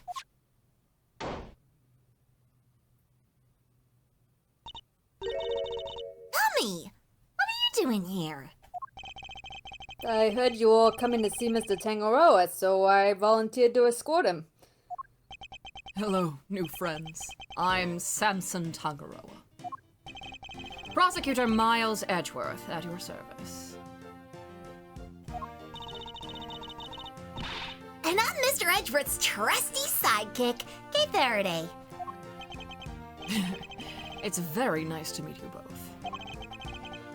Miles here is Gregory's son. Is that so? The way he like put his hand over his heart, like, wow. I miss that guy. Your father was very kind to me and fought so hard for my case. But in the end, I betrayed him. I made a false confession. And don't worry, Mr. Tangaroa. Mr. Fender has explained everything to me. Sure did. And now we're here to tell you the truth about what happened 18 years ago. The truth. Judy did all that. For me? Crazy kid racked her brain for 18 years until she'd finally figured out how to set you free. What can I say? Turns out she really would do anything for you. Oh, Judy. I never did anything to deserve such devotion. Calm now, Mr. Tangaroa. I think we all know that's not true. The bond between the two of you has held strong for all these years, after all. You think so? I guess I'd better show him. Bro, that's your daughter! Ooh! Is it the fucking chocolates? It's the chocolates, right? Sniff. Yes. Take that! Those chocolates. Judy made them, didn't she? Yes, she did.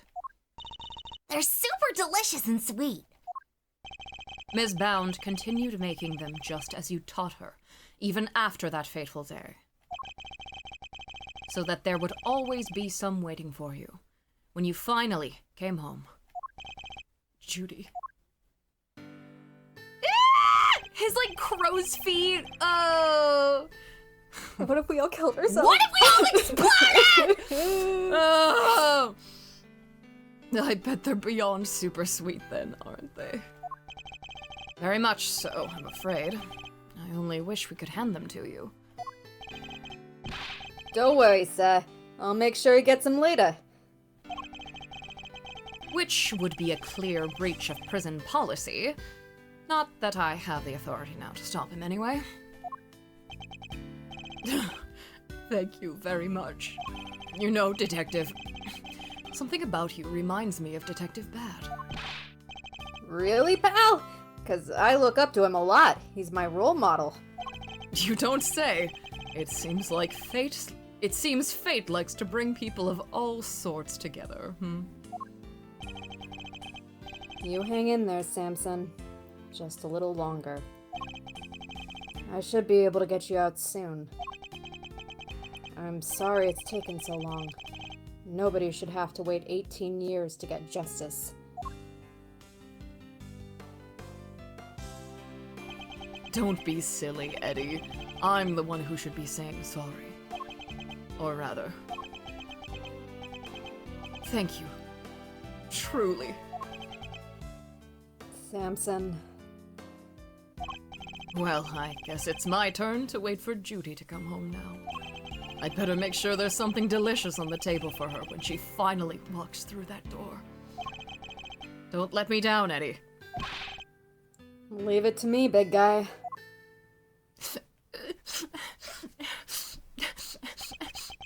The IS-7 incident. It's been 18 long years, but this case we'd inherited from my father is finally coming to a close.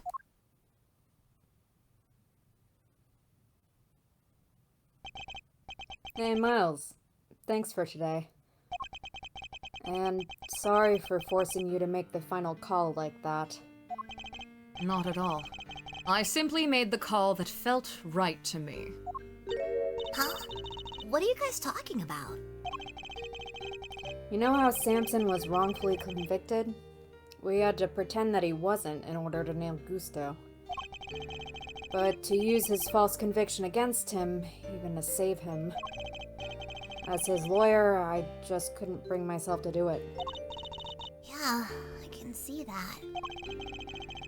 But now that Gusto's behind bars, I can finally start to get that wrongful conviction overturned. Yes, and I am sure you will. Wait a minute!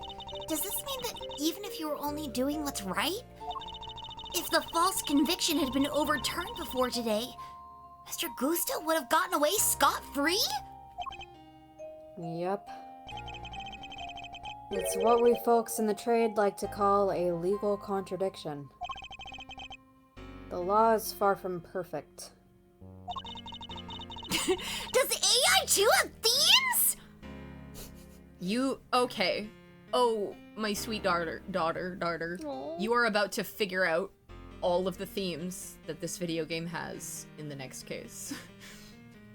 Because of things like legal contradictions, right? Yeah, the law is full of contradictions. I was literally thinking about Kristoff and Clavier yesterday. But you aren't needed anymore, Kristoff. You've stopped. Yeah, but you never know. Things might change. The law is always evolving, just like us humans.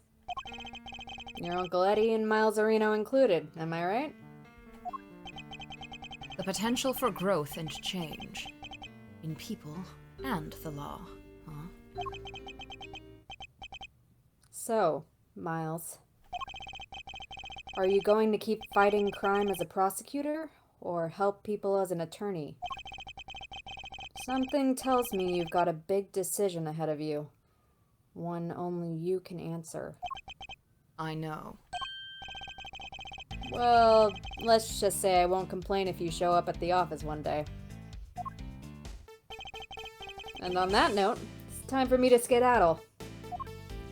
Well, I went through all of my dad issues in the last game, so obviously I'm gonna be sitting out the themes on this one.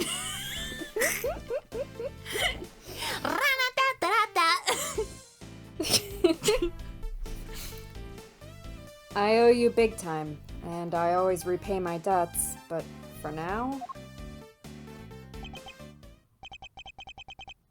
Thanks again for today. I mean it.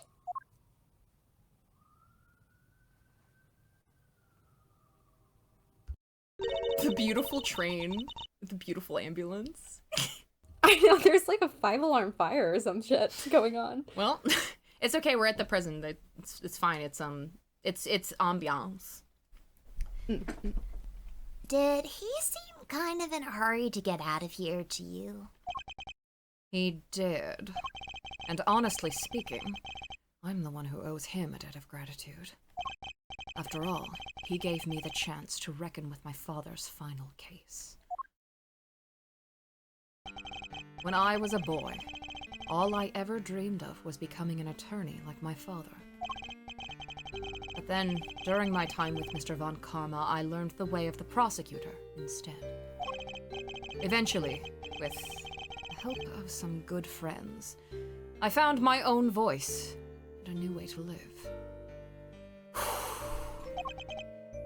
But now my career as a prosecutor is at risk of being taken away from me. It may be time to take another long, hard look at how I want to live my life, whether I like it or not.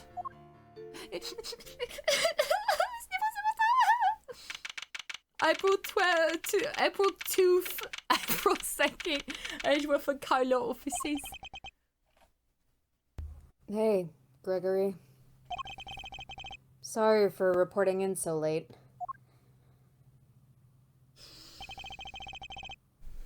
It may have taken 18 years, but we're finally in a position to prove Sanson's innocence. Nikki, you made it! All thanks to your boy, Miles. I couldn't have done it without him.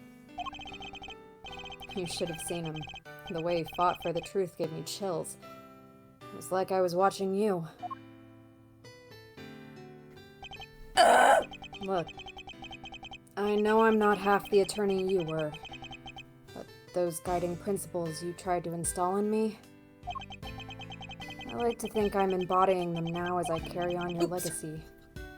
I accidentally pressed I it. was hoping... Oh, it's okay, I finished it. Okay, good. Because I was just like pushing my keyboard away so that I had more leg room to explode. But I accidentally pressed the space bar. Look at their stupid hats. It's fine. Your boy will be joining me in that soon. I hate this stupid fucking video game. Ugh. Am I going to fight crime as a prosecutor or help people as an attorney? What is the right answer? Which path should I choose? They look so alike. Turnabout legacy! Guys, we made it! Guys. I'm so fucking excited. Guys, we're gonna play Gears 4! Ah! Sorry. Screamed directly into the microphone, it's fine. This shit is some prosecutor's path. Is this some fucking prosecutor's gambit, dude? That's fucking crazy. Do I enjoy Case 4? It's okay. It's fine. Oh my god. I flashed back to 4 years ago. We'll just watch the opening to Case 4 and then end the stream. It's okay. That's so funny. Okay, here we fucking go! I can't even eat anything because I have to... I hereby call this meeting to order. The committee is gathered here in the sight of the goddess to pass fair and frank judgment. The purpose of this hearing is to assess the professional competency of Mr. Miles Edgeworth.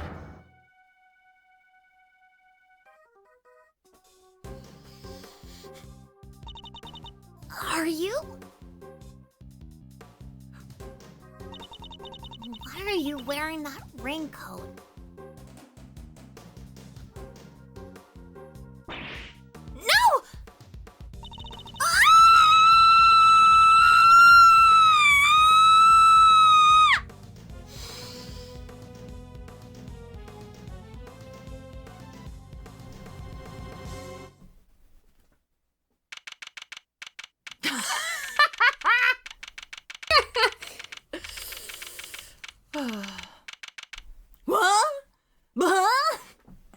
And then I had to end stream.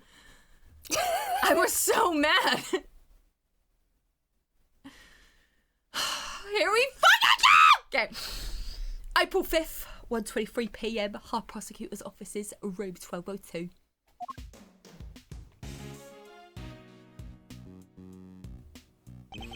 Will you please stop pacing, detective?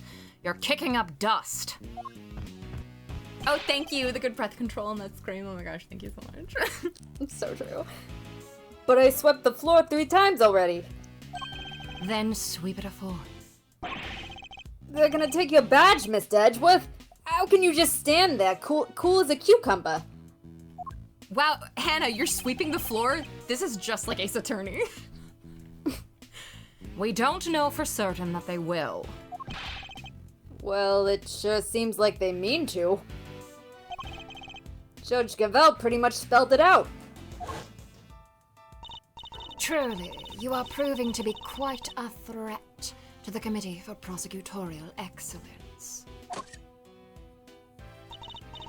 As such, you give me little choice but to report back on your continued transgressions. No doubt you will be called to appear before the committee in due course. She said that I would be called to appear before the committee. Nothing more. Well, I don't care. I won't stand for it. What if we never get to work together again? I'd have thought you would welcome the prospect, Detective. After all, it would mean you could work with someone less problematic. I mean, have you seen my call-out post?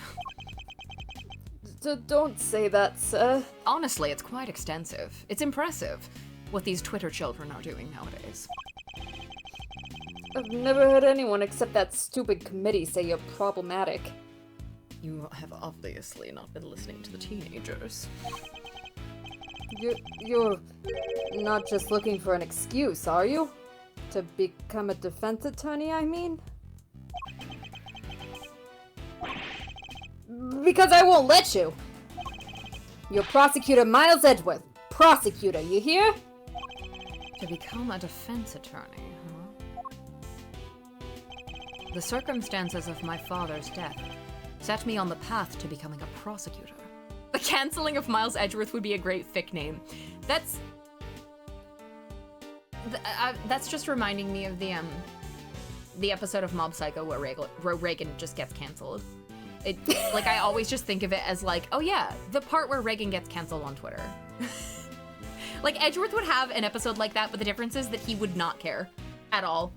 Like, they would be you would get all the live streams, all the tweets, whatever, and he would just be like, must be Saturday.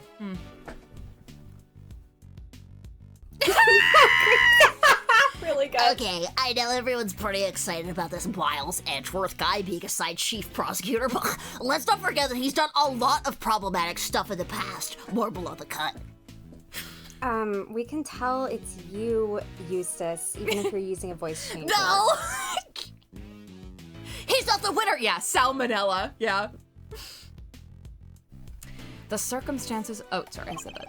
But I'd only been interested in the law to begin with, thanks to my father as well. And his work as a defense attorney.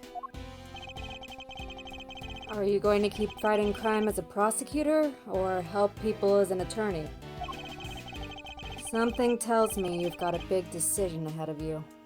One only you can answer. Are you listening, Mr. Edgeworth? I said I won't let you do this! Did I fucking do it again? I don't know. Okay, that might I'm have sorry. just been like an automatic cutaway. Maybe. No idea. It's potential. Really, Detective, there's no need to be so dramatic. Who knows? The next prosecutor you work with might be a little more lenient with your salary assessments. Really? So, no more instant noodles? I mean, no! What are you saying, sir? I don't care about any of that stuff. But you thought about it, didn't you? If only for a moment. We're busy in here. Come back later.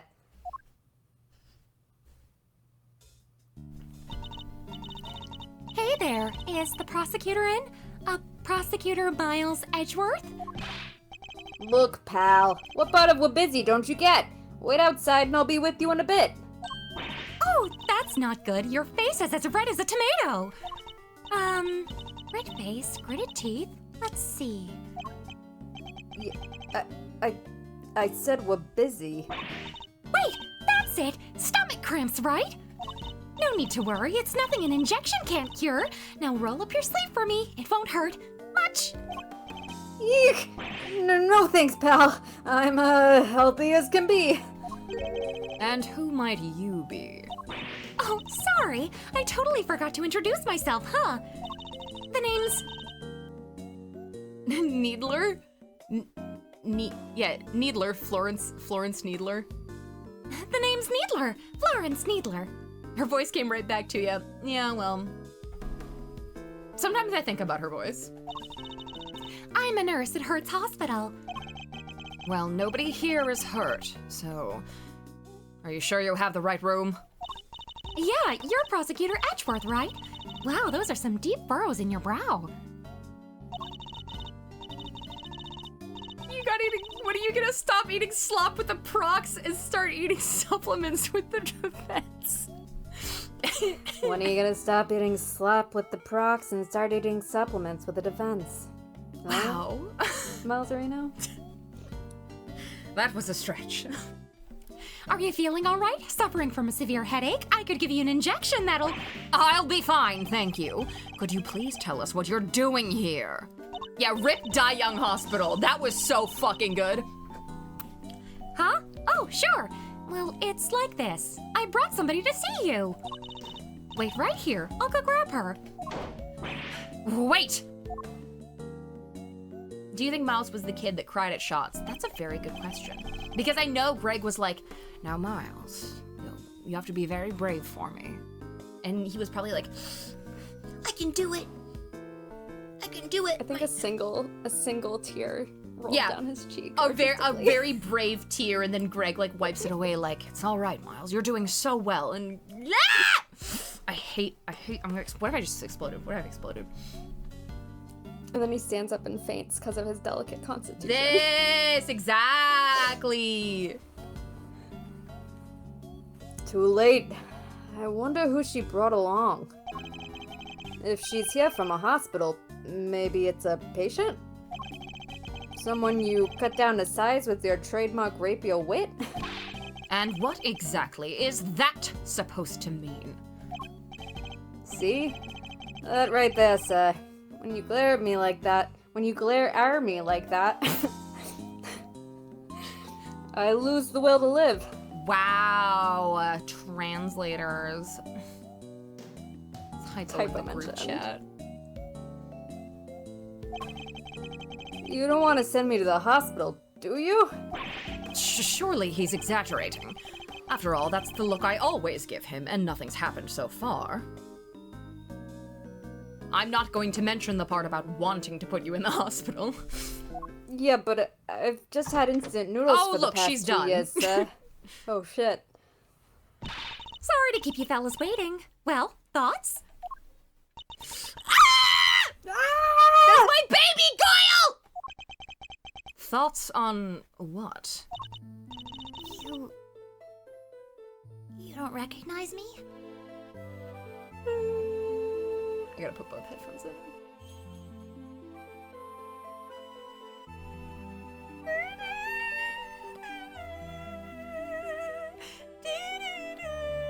Alexa, play Reminiscence of the Girl's Lost Memories. This! There is something about her. Something familiar. This had your name on it.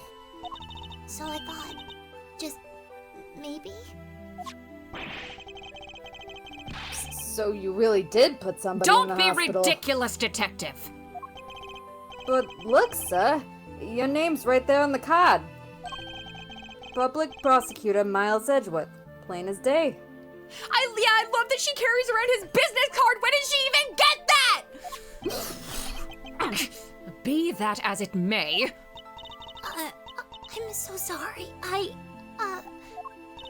What she's trying to say is, she has amnesia. Amnesia? Yes. At least that's what they tell me. The like tear in her eye makes me. Oh yeah. Her parents must be so worried about her.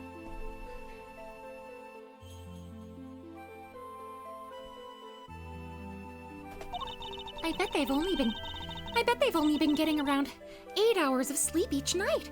You gotta feel for them. Yeah, again, thinking about how her family doesn't even worry about her, but this prosecutor she's known for a handful of days cares more. Ugh. It's gonna take me fucking forever to play this case. do I though? Because that's quite a lot of sleep, if you ask me.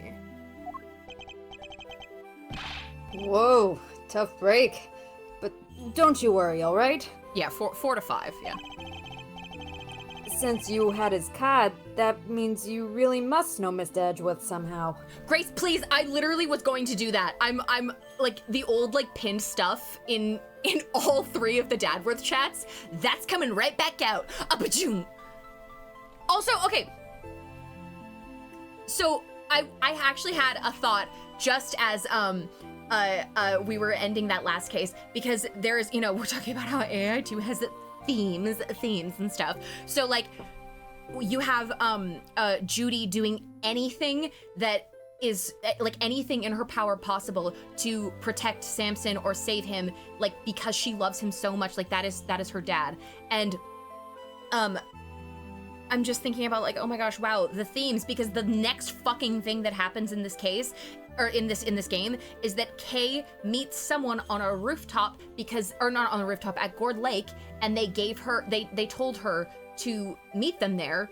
And we don't know what that note says or entails or whatever. And I always remember that we used to like speculate on what it said, and it was like, maybe it was like saying that they had something on Edgeworth, or that they could like hurt him in some kind of way. And so she went by herself, and I'm just thinking like, oh wow. What if the theme's here? What if the theme's here? What if the theme's here? How'd they get her out there? Was it because she wanted to do anything she could to protect someone who was acting like a father to her and that she loves? And it's like, oh, and at a Gourd Lake, which is such a significant place for Edward too. And what if there was themes? What if the themes were happening there? What if that was the themes? Am I too on the theme scent? Am I on the scent of the themes, or am I on the scent of the themes? He's like a hero to her, a hero of justice. Like, I'm fucking saying this. Okay, I'm sorry. So, just sit back and we'll take it from here. Right, sir? Oh my god, protecting her father figure when the younger her couldn't protect her father. Oh, yeah, which reminds me you should present the badge to her as soon as you learn she's K. Okay, thank you. At the very least, we might be able to help you figure out your identity. Really? Will you? Cole and I are under here, and here pounding on the ceiling at what about the themes? But what about the themes? Guarda che themes!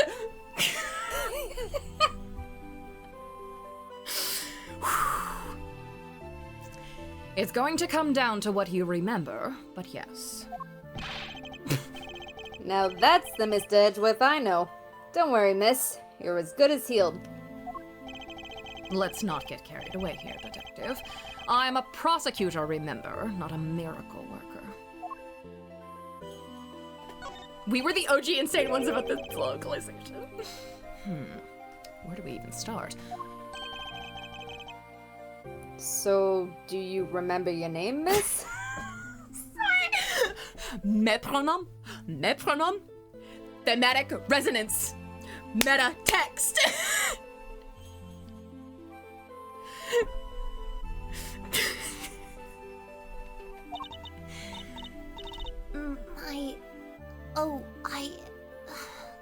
I'm sorry. She's been like this since she came in yesterday. So she's only been in the hospital for a day.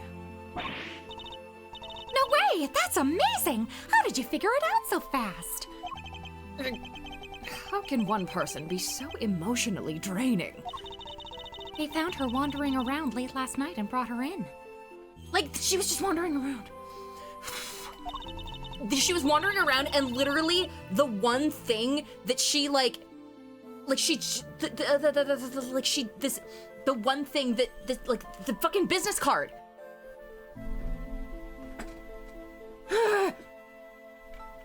I wanted to help out, so I went through her stuff to see what I could find. And did you find anything apart from my business card? Nothing with her name or home address. Oh, wait a second! She was wearing this! It's a pretty unique design, right? This pin! What the heck? You know it's peak when Tony just keeps going that. The Yatagarasu pin. Does that mean... But it can't be. Kay, is it really you? Kay?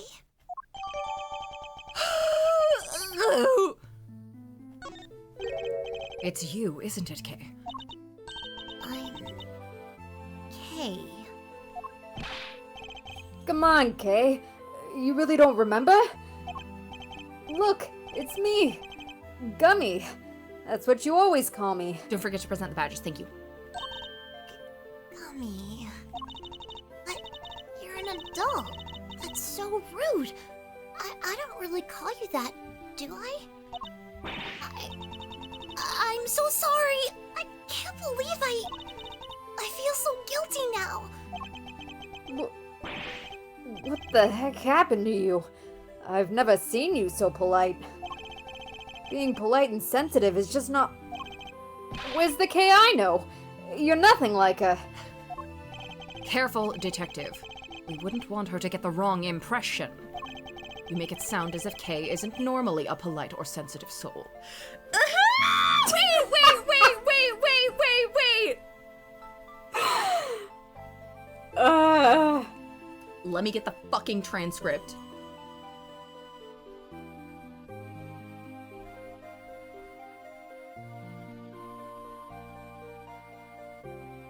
Okay, I actually kind of like the localization better, because in the fan translation, it was you become so sensitive. If you're this sensitive and delicate and frail, then you're not even Kay anymore. You're someone else, pal. Watch your words, detective. If you say that, it almost sounds like Kay isn't sensitive or delicate at all. But I just I love he's like, you make it sound as if Kay isn't normally a polite or sensitive soul. Like.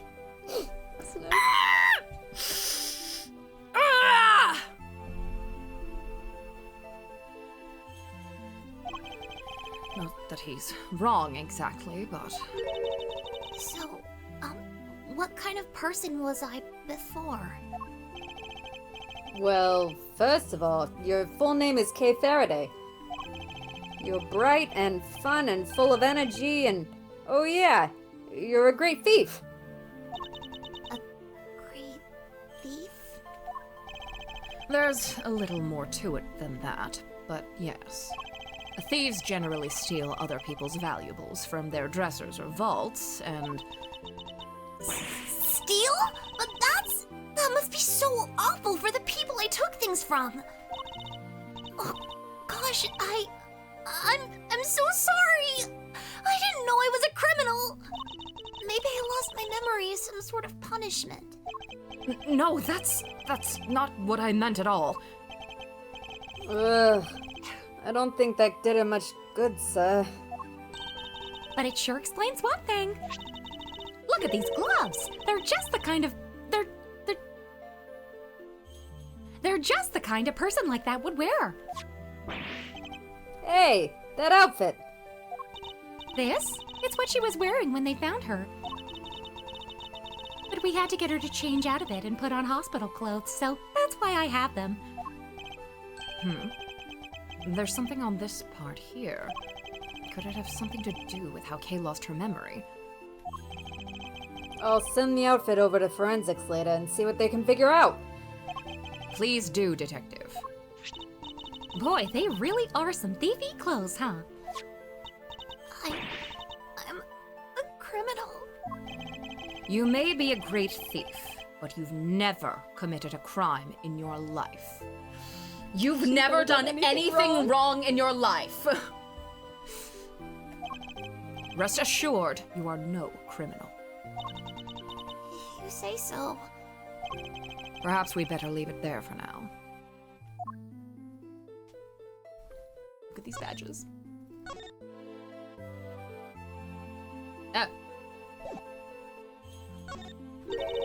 Is that for somebody who protects people? Is it a hero of justice's pin? No, it's a prosecutor's badge. I believe you're thinking of an attorney's badge. I am? But it feels warm somehow. I feel like somebody I know used to have one. Somebody important. Her father was a prosecutor. She means you fucking idiot! I suppose perhaps she's recalling flashes of her childhood.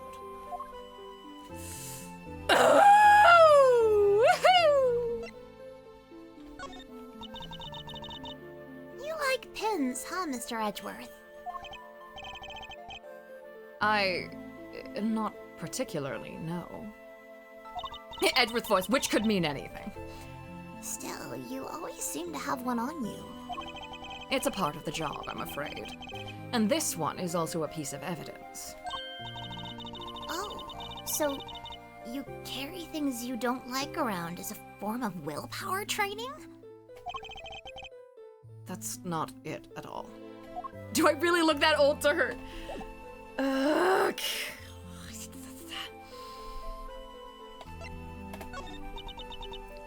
I'm sorry.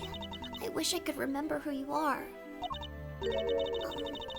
How do we know each other exactly? I don't think you can present profiles. Well, that is... How do I put it into words? You're Prosecutor Edgeworth's assistant. I am? So a prosecutor is the head of some sort of great thief network, then? No, not quite. You're my daughter, that's how I know you. We last saw Kay 2 days ago. Perhaps we should try to figure out what she's been doing since then. Was the pin the only item on her person when you received her, Nurse Needler? There were a few other things, but I doubt any of it will be of much use to you. I'll be the judge of that. Could you please show them to us? Well, all right then. In no particular order, I present... A Jammin' Ninja mask? Was she at a show or something? A letter. And it's addressed to Kay. Next, a ticket stub. And finally... Sorry, I was minimizing my windows so I could remember if the adoption papers were part of my desktop background with your art. I was They like, are. oh my god. They are. He's holding them. He's holding them in that folder. A fake flower. The kind people like to spruce up their bathrooms with, too. It's a corsage, Detective, and they're usually worn by women. And that's that. So, anything useful in there? Kinda hard to tell. Frankly, I'm not really seeing a connection between any of them. I should take a closer look at each piece later when I have the chance. I will overlook your bad taste in shows for now, Kay, because you're injured. But we will discuss how it should have been a steel samurai mask later.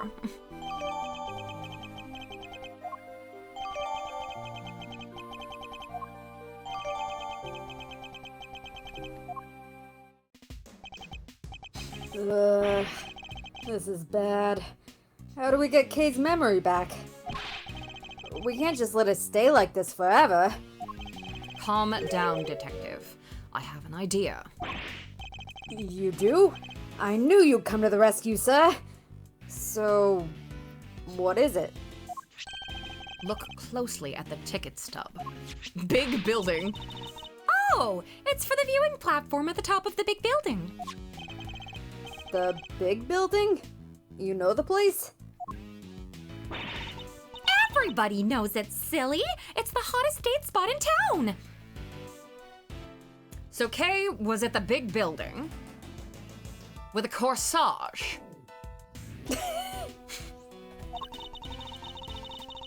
They say that if a couple holds hands while they're up there, they'll stay together forever. This is yesterday's date. This is yesterday's date, and the ticket is only valid on the date specified. Edgeworth, I just Plus- want to talk. Sorry. Plus, it's a stub. That means she used it, right? I think it's a distinct possibility. Well, shall we go see what we can find? Now? Just like that?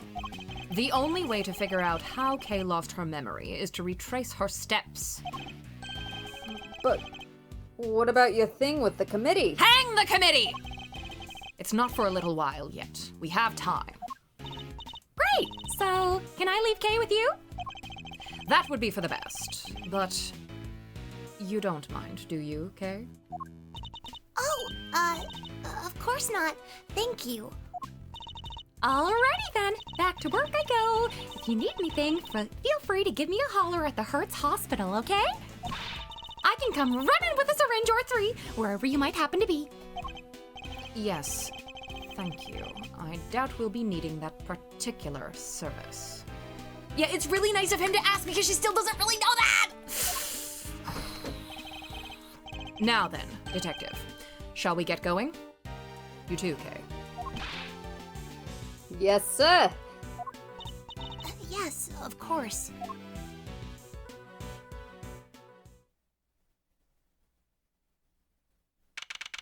April 5th, a big building. Plaza. So according to this pamphlet,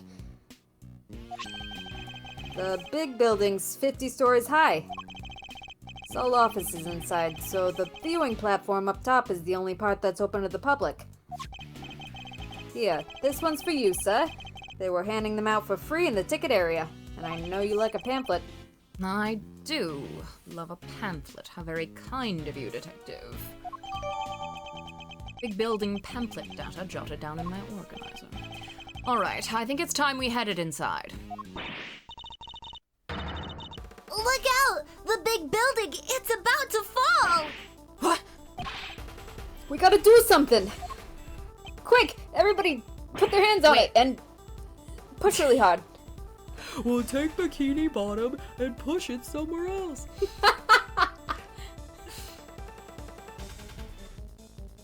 I can't remember if this is him. I don't remember either. No, please! I'm begging you! Stop! Oh, it's no good. Without fresh milk, my thoughts just aren't getting through to him. What's happening here? What's going on with the building? Just stay calm and talk to me, kid! Cut! Cut! Oh, sorry. You. Oh, yeah, sorry. You go for it. Cut, cut, cut, cut. Yeah, that's Penny. I'm so sorry. We're shooting a movie, so could you, Ah, yes.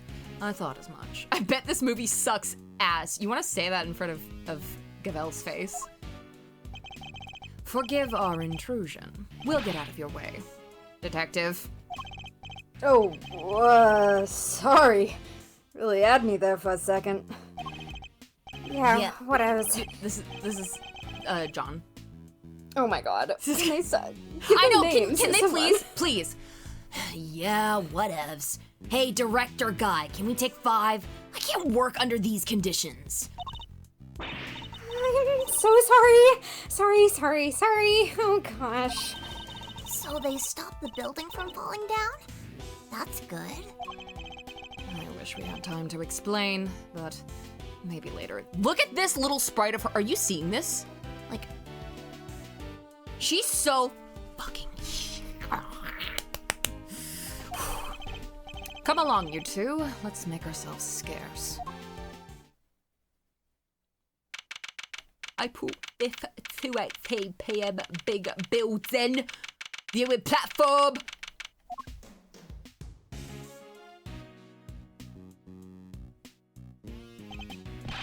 Whoa!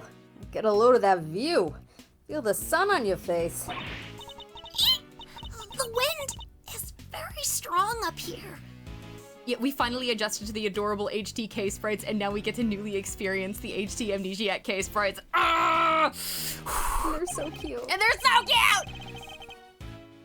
cute! That's okay. You just stand behind me or Mr. Edgeworth here. We're both more than big enough to keep the breeze away. Speak for yourself. Well, Kay, does this place bring back any memories? I'm not sure. Have I really been here before? Perhaps simply encouraging her to talk will help. Hey, please. Any thoughts or feelings that come to mind might be a clue we can use. Oh, right. I don't know if this will be of any help at all, but...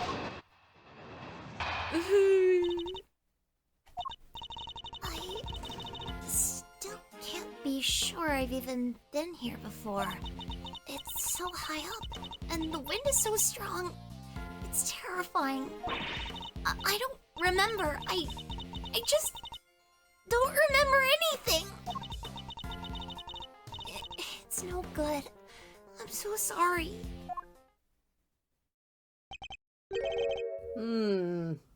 No dice, huh? I'm sorry. I feel so useless. I know I'm supposed to have all these memories, but I just can't remember. You have amnesia, Kay. Don't be so hard on yourself. Pressing the last statement here has some cute stuff. Okay. Listen, sir. Maybe just this once, try not to be so intimidating, okay? Or at the very least, don't use your trademark glare on her. Nobody asked for your opinion, detective. And while I'm at it, can we get her a fucking, real outfit? For the love of God? That's She's actually wearing pajamas. That's a fair point. Where's the closest where do people buy clothes that aren't tailor-made? He has no idea.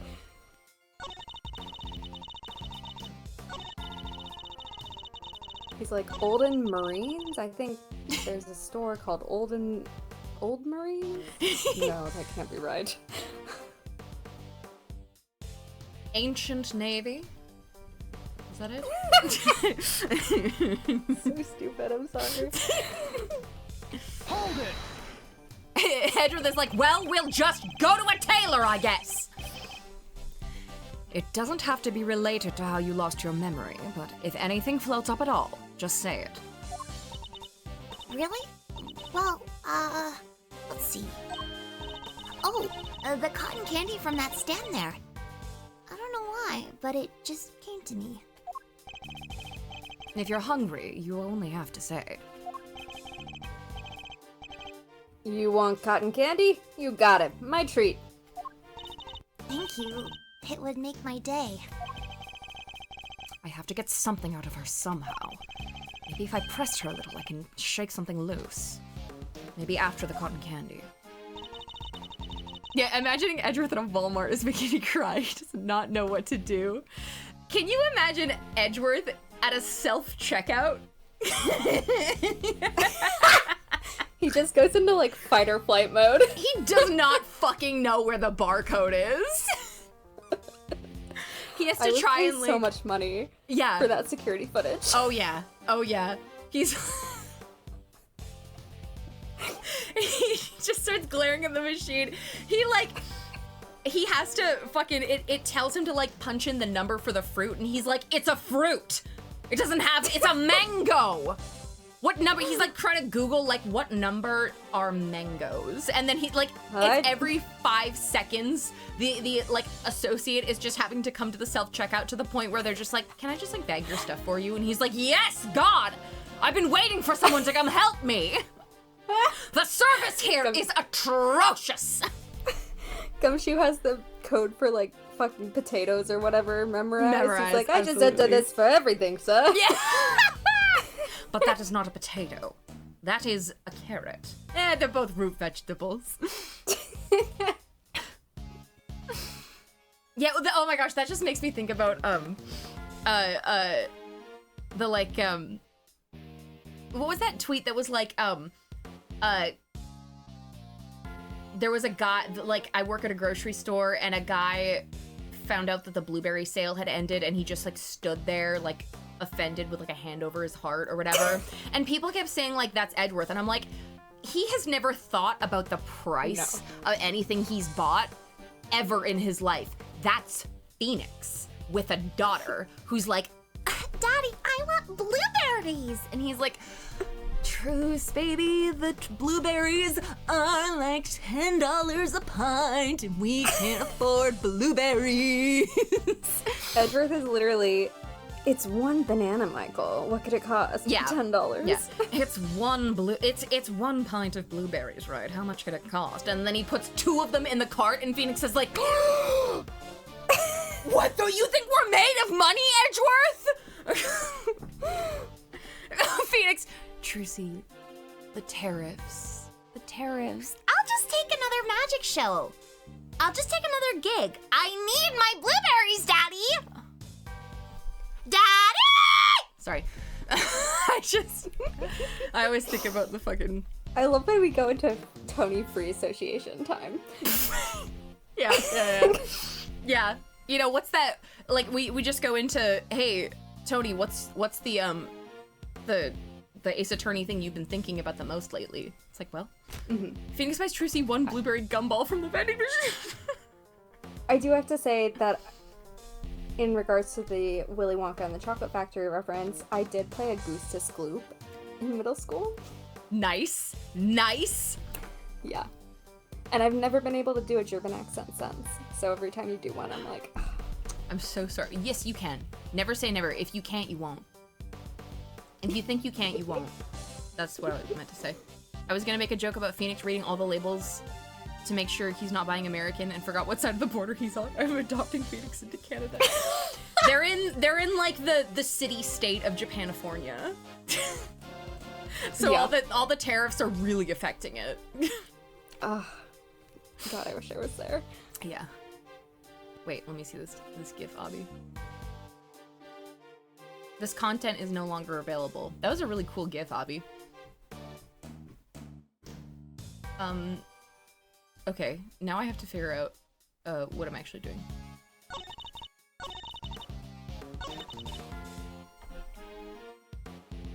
Hold it! You DM'd it to me. Okay, thank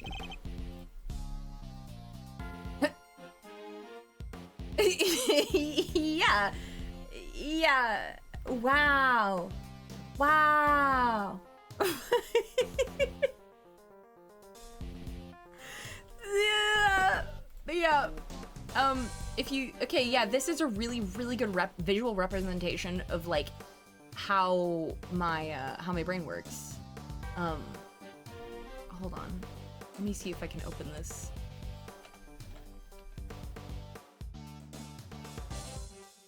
Ugh. It's not letting me open it. Open link. Let's see. There we go. Where is it? There. Really good visual representation of what my brain looks like at any given moment. God, real.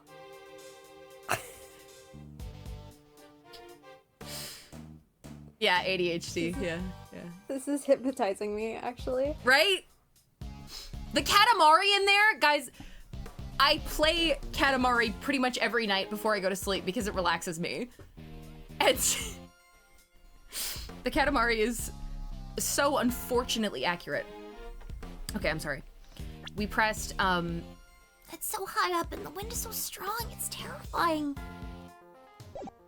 Kay used to love places like this, though. Places where I was sure she would get hurt. She loves almost getting hurt. But... am I really her? I feel dizzy just taking a look around. I don't even think anyone should be allowed up here. What if an old person fell? Or a child? It doesn't bear thinking about.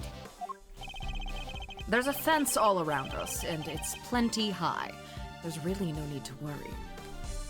I play Katamari every night. Tell me you're neurodivergent without telling. Yeah, yeah, I know. If you say so.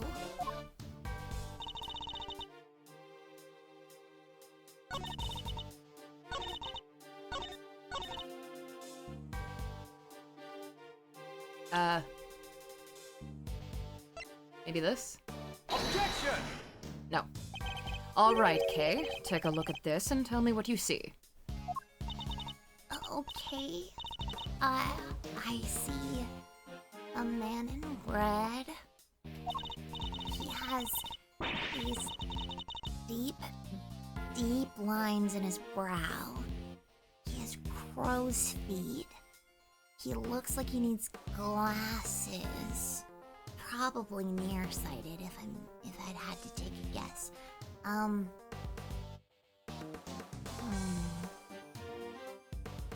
Built like a fridge. And he's putting a lot of pressure on me. She's not talking about me, is she? Yeah, Kay even at her most vulnerable, must make fun of him. I'm not so sure that piece of evidence has anything to do with the statements, He looks like he doesn't know how much blueberries cost. I think you might be right. Let's take another careful listen to her testimony. Her one brain cell that makes fun of him is hanging on. Did I press this one? I don't know if I did. Hold it! Well, this ticket stub says otherwise. But I don't remember coming here at all. I can't even imagine wanting to come here.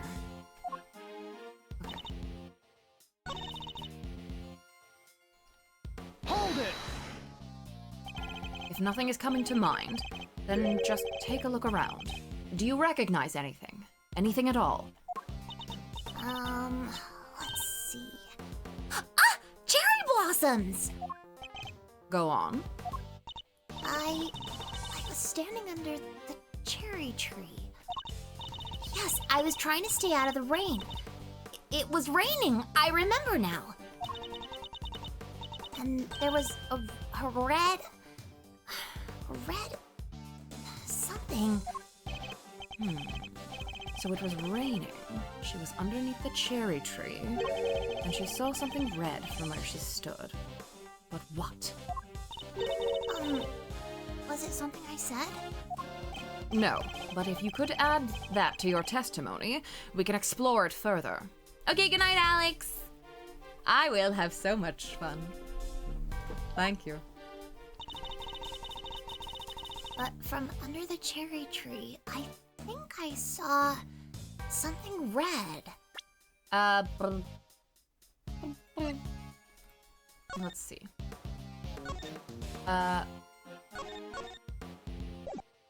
Right, and then isn't it this one, like you're supposed to see the stand, you're supposed to see that behind her in the background here, the stand is red? Objection! Nope, I guess not. I'm sorry, Kay, but I'm afraid there's a contradiction in your testimony. Contradiction? Is it because I can't remember anything? Even still, I just can't see how that piece of evidence is related to anything. Nerg! Neither can I. Nerg! Are you okay, Mr. Edgeworth?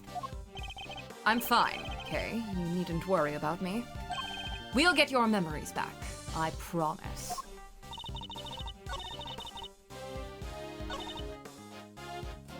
Nerg. Hold it! This something red. Can you tell me any more about it? I'm not sure. It was just a red thing. That's all I can say. What can we see nearby that's red? Was it the concession stand over there, perhaps? Okay, I was literally right. A stand? A red concession stand? Yes! I think that was it! Somebody was walking towards me from beyond it. And then what happened? Then, I'm sorry. That's all right. If you could just add what you've told us to your testimony. Okay, now I present this. Objection! There we go. Because they would have been walking on air. You say that you saw someone over there, beyond the stand, and that they were walking toward you? Yes, I can see them getting closer. Are you sure it wasn't a ghost? No, it was a person! I'm sure of it! Esteban, you gotta get out of that place. Bruh, that's... blew up? That place sucks. You gotta get out of there, man. But from where you were standing, anyone you saw on the other side of the concession stand would have to have been floating in midair, hundreds of feet above the ground. So how on earth could it have been a person? Eek! I don't... I'm not lying, I promise! Somebody read the stand? Somebody read? They were on the other side. They were walking toward me, getting closer and closer, and then they... Ah! Oh right, I forgot that spray went on way longer. Kay, what's the matter? You're alright. We're here. Whatever it is, it can't hurt you. I was pushed and I fell by a person in a red raincoat.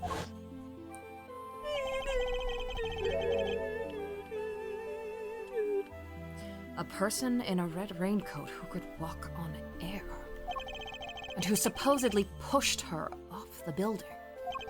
None of this makes any sense. Not the least of which, nobody could fall from this height and survive.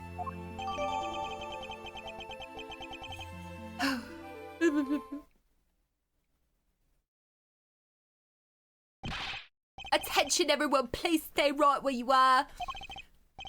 What's wrong, officer? I'm Detective Gumshoe. Mind filling me in? Yes, sir, a body has been discovered here in this building, sir. The body? Whose body exactly? Not sure, we're still working on it. But what we do know is that the victim is a young woman. That her name is Kay. What? What the blazing... What was he about to say there? What the... What the blazing saddles? What the ever-loving shit?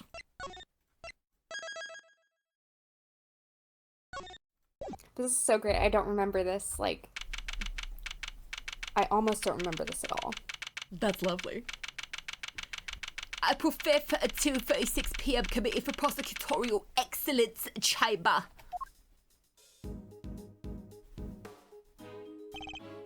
I just love the detail of like when she's in this, when she doesn't have her memories, she's not running along with them. She's like, oop, fucking pull my headphone out of my ear. She's like walking, like just very subdued behind them because she's like forgotten. Also says a lot about Edgeworth and Gumshoe's running speeds. Yeah. True. Old guys. Wait. This room. I'm calling Edgeworth old. I'm literally as old as he is in this game. Isn't that crazy? The first time I played this, I was like, oh yeah, like Edgeworth's like old. Wait, fuck, how old is he? He's 27 here. Oh, okay. I'm safe until June 9. Officer, isn't this... Ryunosuke is the first AAA protag to walk because Edgeworth struts. This is true. Yes, sir. This is the trial chamber for the Committee for Prosecutorial Excellence. So it's here now? I knew that they'd moved out of the I knew that they'd moved out of the prosecutor's building, but I had no idea that they'd come here. Big building pamphlet data updated in my organizer. Oh, Mr. Edgeworth, and Kay too! Do you want to be her grandma? Of course, I would love to. How are you all doing? Is Kay feeling any better? We heard there was some kind of incident. I'm sorry, who might this be? This is my grandma! Hold on one second. Name's Hilda Hurt, Sonny. Name's Hilda Hurt, Sonny. And who the heck might you be? It's a pleasure to meet you. Prosecutor Miles Edgeworth at your service. Nurse Needler, your grandmother's name, Hertz, is she? Yep, she's the director of Hertz Hospital. This old fogey woman is the head of a hospital? Don't you old fogey me, you dang reprobate! I like how we forgot that this is like a ventriloquist bit. Whoops. How did she do that?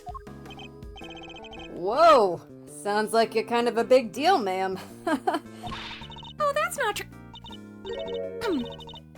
Not wrong. Not wrong at all. Oh, him? He's the one looking after the girl. The one with amnesia. It seems Dr. Hertz is a bit of an introvert. I swear she talks, though. Want me to fix those brow furrows of yours, Sonny? Oh, there's no fixing those, ma'am. They're downright incurable. You're sure you want me to say that, Grandma? Well, all right then. Now, I don't got a dang thing more to say to none of you. You go on about your business, you hear? As long as that business doesn't involve messing with the deceased body, I got work to do. Hold back! Oh, fuck. Wait, please, we... Not a dang thing, I tell you. There, it's a little bit more... Hey, you can't talk to us like that. What gives you the right, huh, pal? They're so funny. Oh, didn't I mention? Grandma's also a coroner. She's in charge of this case, which means... Ouch! Which means exactly that. What do you mean? Exactly what? How am I supposed to know? She said it, not me! Huh? It's like I'm trapped in a comedy routine I can't escape. Well, we've got a body to be looking at. Catch you later, gang, and take care. I swear the grandma talks. What the heck is their deal? What does it matter as long as we have permission to investigate? What does it matter? It matters a bunch, sir.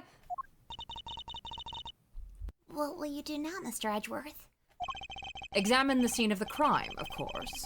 What kind of prosecutor would I be if I didn't? All right, let's get to work. That person over there is called Kay, right? Surely that means I can't be the Kay you know. That's what we're looking to figure out. But don't worry.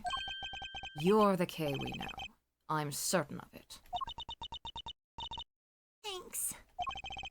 A Kay who lost her memory and a victim who shares her name. Both meeting their respective fates here at the big building. I'm certain of it. No doubt this case will be the key to restoring our Kay's memories. I'd stake my life on it. I suggest presenting the badge to Gumshoe and talking to him about the big building. Okay. And of course talking to him. Duh! Duh! Yes, sir? Badge. Okay, so big building in K. The Yatagrasu badge? Is that? Kay absolutely treasures that thing. She always has it pinned to a scarf. And yet, she remembered nothing when we showed it to her. I know. I'm so used to the bright, upbeat Kay. I don't know what to do with this new one. Just be yourself, detective. It's the best thing you can do for her right now. You're right. Okay. One big dose of Gummy's classic bungling and bluster. Coming right up. So he's aware that he's a serial bungler. Professional bungler. Yes, well, He's, like, trying not how to well, cry. yeah, how well does being a bungler pay, hmm? I don't know, sir. Oh, I think you do know. No, I just want Kay to get better, sir. I don't know what I'd do if you want to prosecute her anymore, sir. Now's not the time to be thinking about such things, detective. But, sir, the committee has it out for you. Even though you never did anything wrong. It's not fair. I mean, apart from being, you know, a little hard to love and all. You're not exactly easy to love yourself when you make comments like that.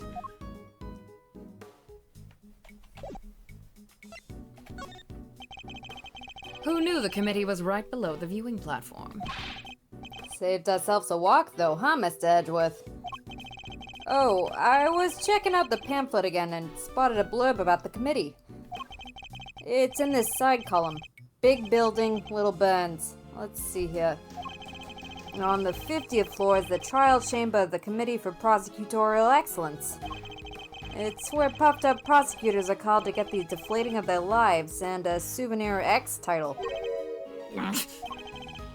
So go on up to see faces so sad they make beached blobfish look happy. I don't have a face sadder than a beached blobfish. No, that was just the column. I was just reading what it says, sir. So we've got a living K over here and a not-so-living one over there. Why are they both called K? It can't just be a coincidence, right? He does have a frown like a beached blobfish, like the... He does. No, but we'll need to examine the body if we're to find out more. And how are we supposed to do that when Madame Pom-Pom won't let us near it? She's simply doing her job, detective. We need to wait patiently. We need to patiently wait our turn. Fine. In the meantime, maybe I can share a little theory of mine? Hope you don't mind. See, I keep hearing about this cloning stuff they can do nowadays. What if somebody made a copy of Kay? That would explain this whole mess, right? Let's take a look around the room while the coroner finishes up her examination of the body. I've never been ignored so hard in my life.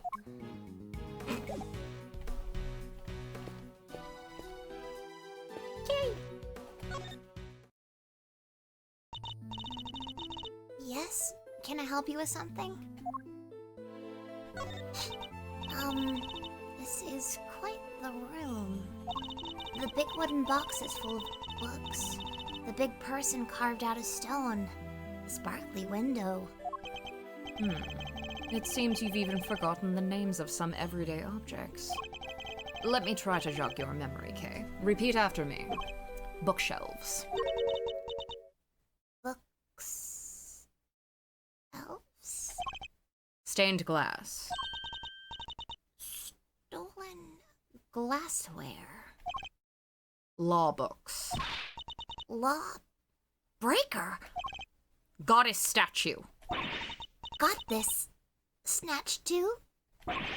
Is it just me, or are all her mistakes pointing in a certain direction? I'm gonna start fucking sobbing.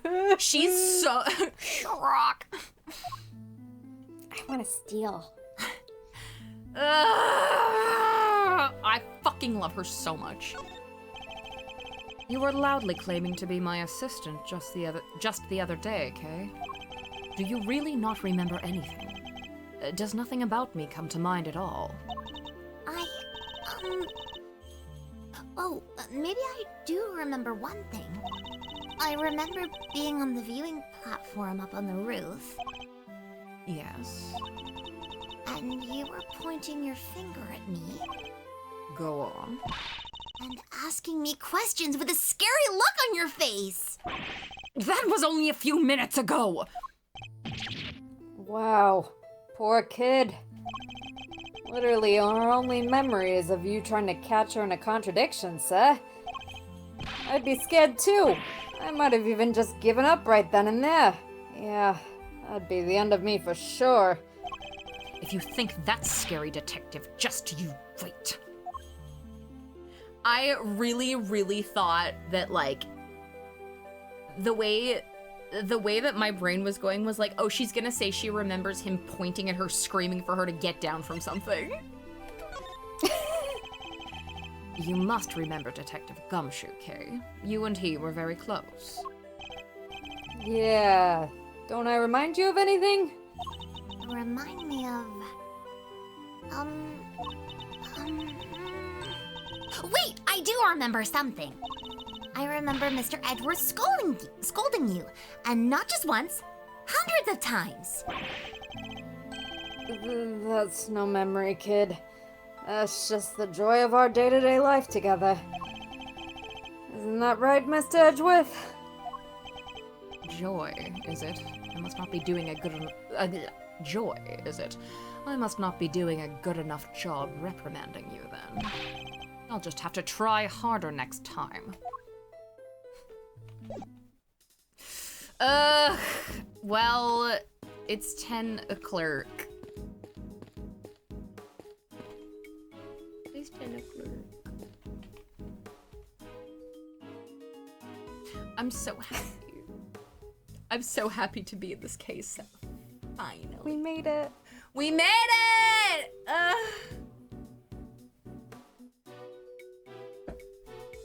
It is in fact what I am. Okay.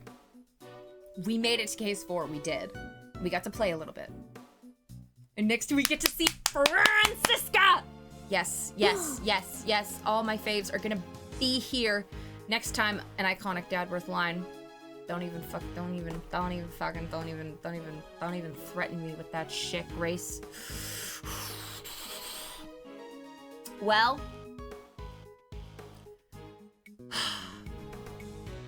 be here next Tuesday, every pony. Oh, I will. Oh, I will. Yeah, see, gotta play so much AAI2 this week, you're quickly catching up to me, but Turbo Tony's dead? I thought Turbo Tony was, oh. Well, Thank you guys all for hanging out with me. Thank you, Grace. Thank you. I don't want to turn off the video game. I have to. I know. I have to. Toxic Turbo Truthful Tony Tuesday forever. This. Literally this. That's, yes, absolutely. That's what it is. Sooner we close the game, the sooner we get to Dadworth next week. I mean, is it? I mean, it will not speed up the progression of time. I do not control the rate at which time marches forward. It's fine. I'll just have to go and talk about this video game in Discord. Let me save this.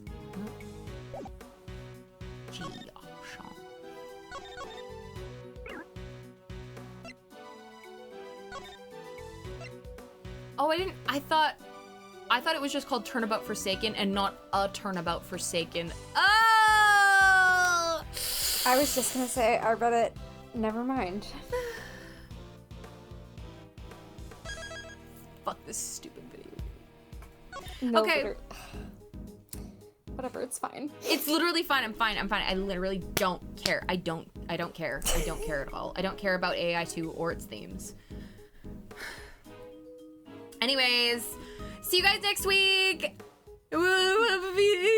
Yeah, puts myself in a coma and times it so I wake up next Tuesday. Exactly. Okay, good night. Good night, everyone. Good night. Love you. Bye.